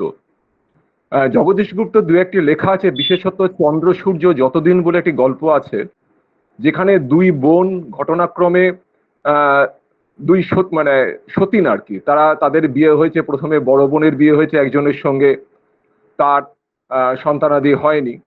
ফলে ন্যাচারালি যেটা তখনকার হতো, তারই ছোট বোনের সঙ্গে তার স্বামীর আবার বিবাহ হয়েছে। এবং তারপর যেটা হয় আর কি, তার স্বামী যেহেতু ছোট বোন, তার বয়স কম, সে অপেক্ষাকৃত যৌবনবতী, তাকে সে শয্যা সঙ্গিনী হিসেবে পেতে চায়। শ্বশুর এই ব্যাপারটাকে সমর্থন করে। অদ্ভুতভাবে শাশুড়ি, তিনি বোধহয় কিছুটা মানসিক কষ্টে ভোগেন, তিনি কিন্তু বড় বউকে সমর্থন করেন। মানে এমন দাঁড়াচ্ছে যে স্বামী চাইছে রাত্রে শয্যা সঙ্গিনী হিসাবে ছোট স্ত্রীকে পেতে, শাশুড়ি গোপনে বড় বউকে তার ছেলের কাছে পাঠাচ্ছে। এবং এই যে দোটানা, তার বড় বউ সে বুঝতে পারছে স্বামী তাকে চায় না, অথচ শাশুড়ি তাকে জোর করে পাঠাচ্ছে। সে রাত্রের একটি বর্ণনা রয়েছে, যারাই পড়েছেন এই গল্পটি, অনেকেই পড়েছেন, অসাধারণ একটা বর্ণনা। এর চাইতে নারীর মনস্তত্ত্ব আর নিখুঁতভাবে অন্য কোনো নারীও ফুটিয়ে তুলতে পারবে কিনা, এ নিয়ে আমার যথেষ্ট সন্দেহ আছে। কাজেই সুবর্ণবাবু কিন্তু যেটা তুমি বলছেন বা আরো কেউ তুমি যেটা তো তুমি তো দেখছো তোমার পুরুষ চোখ দিয়ে ব্যাপারটাকে। হ্যাঁ, হুম, আমি একটু বলি এই গল্পটা নিয়ে, হ্যাঁ, হ্যাঁ, যে হ্যাঁ, দেবতা ভোগ নিতে ছাড়লেন না। হ্যাঁ, এবং হ্যাঁ, শেষ দিন দেখা গেল যে হ্যাঁ, মেয়েটি জামা কাপড় না পরে একদম, বাচ্চা একদম, নিয়ে বাইরে হুম, দাঁড়িয়ে আছে। একদম, এক্ষেত্রে এটা যে আমাদের দেশে তখন রাশিয়াসী মেয়েদের সতীন সমস্যা ছিল, এখন হুম, তারা যে এটাই করতো তা নয়, কিন্তু এটা যেন করা উচিত ছিল, এটাই জগদীশগুপ্ত বলতে চেয়েছিলেন। এটা মহিলার মনস্তত্ত্ব আলাদা করে নয়, এই মনস্তত্ত্ব নির্মাণ করছেন লেখক জগদীশগুপ্ত। এটা পুরুষেরও নয়, এটা নারীরও নয়, এটা হওয়া উচিত বলে উনি মনে করছেন। এটা আমার মনে হয়েছে। তার না না, তার মনোজগতে যে একটা যন্ত্রণা চলছে, আপনি তো সেখানে না ঢুকলেই যন্ত্রণাটা প্রকাশ করা যাবে না। এত গভীরভাবে সেই যন্ত্রণা, এটা কিন্তু ওপর ওপর নয়। সেটা শরৎচন্দ্র লেখায় বহুবার দেখা গেছে, রবীন্দ্রনাথের লেখা দেখা যাচ্ছে, সেগুলো তো আলোচনায় আলো। আমি জাস্ট একটা ভিন্নতর উপমা দেওয়ার জন্যই জগদীশ গুপ্তর কথা এখানে আনলাম। আর বেশ। পরিহাস ছলে যাই হোক, সুকান্ত দা যে কথাটা বলেছেন, যে লাইনটি দিয়ে শুরু করেছিলেন, এরপর সাবধান হয়ে গেল, আমি তো আর ভুলেও কখনো এরকম লাইন দিয়ে শুরু করব না। আমার একটি দ্বিতীয় সংসার আছে, আমার একটি দ্বিতীয় সংসার আছে, এই লাইন আর আমি কখনোই লিখছি না। যদি বা লিখতাম আজ থেকে সে লাইনটি আর কখনোই লিখবো না। যাই হোক, খুব সুন্দর অনুষ্ঠান হয়েছে, এটুকুই আচ্ছা, বলা। আর আর কে বলবে, কিছু বলবে? বিশ্বজিৎ একটু দেখো, আমি আবার দেখতে পাই না কেউ বলতে চাইলে। সুব্রতর হাত ওঠানো আছে, নাবিয়ে নাও। আর একটা হাত উঠে আছে, অ্যাঙ্গো কার? ও, সুব্রতরই। আচ্ছা, না, বিশ্বজিৎ পান্ডা। কারণ নয়। ও সুকান্তদা, তুমি শুধু একটু মেসেজগুলো পড়ে দাও। না, এটা বিশ্বজিৎ পড়ুক, ও আমি পারবো না গো, আমি সব কিছু ঘুরিয়ে ফেলি এদিকে। মেসেজগুলো পড়বো কেন? আমরা একটা কাজ করি না, মেসেজগুলোর তেমন হলে উত্তর দিই। আমাদের যারা আছেন এখানে, বোধহয় প্রত্যেকেই আছেন আমাদের বড়দের গ্রুপে। তো কারোর কিছু প্রশ্ন থাকলে তারা ওখানে লিখুন, আমরা ওটা ইয়ে করবো। উম, আর আমাদের কারোর কিছু জিজ্ঞেস করার থাকলে বলো। এবার আমরা অনুষ্ঠান শেষের দিকে।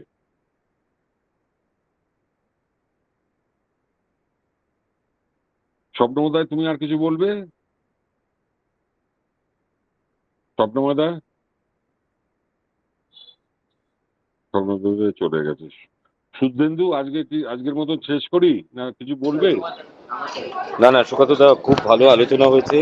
হুম। এবং মানে সত্যি কথা বলছি যে এরকম একটা বিষয় নিয়ে যে অহনাদির কথা শুনলাম, সুবর্ণদার কথা শুনলাম, এর কথা শুনলাম, প্রতিবাদীর কথা শুনলাম, আর স্বপ্নময়দের কথা শুনলাম। তবে আমি ওই এর সাথে, সুব্রত বাবুর সাথে একমত। আমি খুব সতর্ক হয়ে গেলাম। আজকে এই অনুষ্ঠানটা খুব জরুরি ছিল এই কারণে, আমার ঠিক অপোজিট সাইডেই আমার স্ত্রী বসে আছেন। ভাগ্যিস হ্যাঁ, আমার কানে ইয়ারফোন রয়েছে।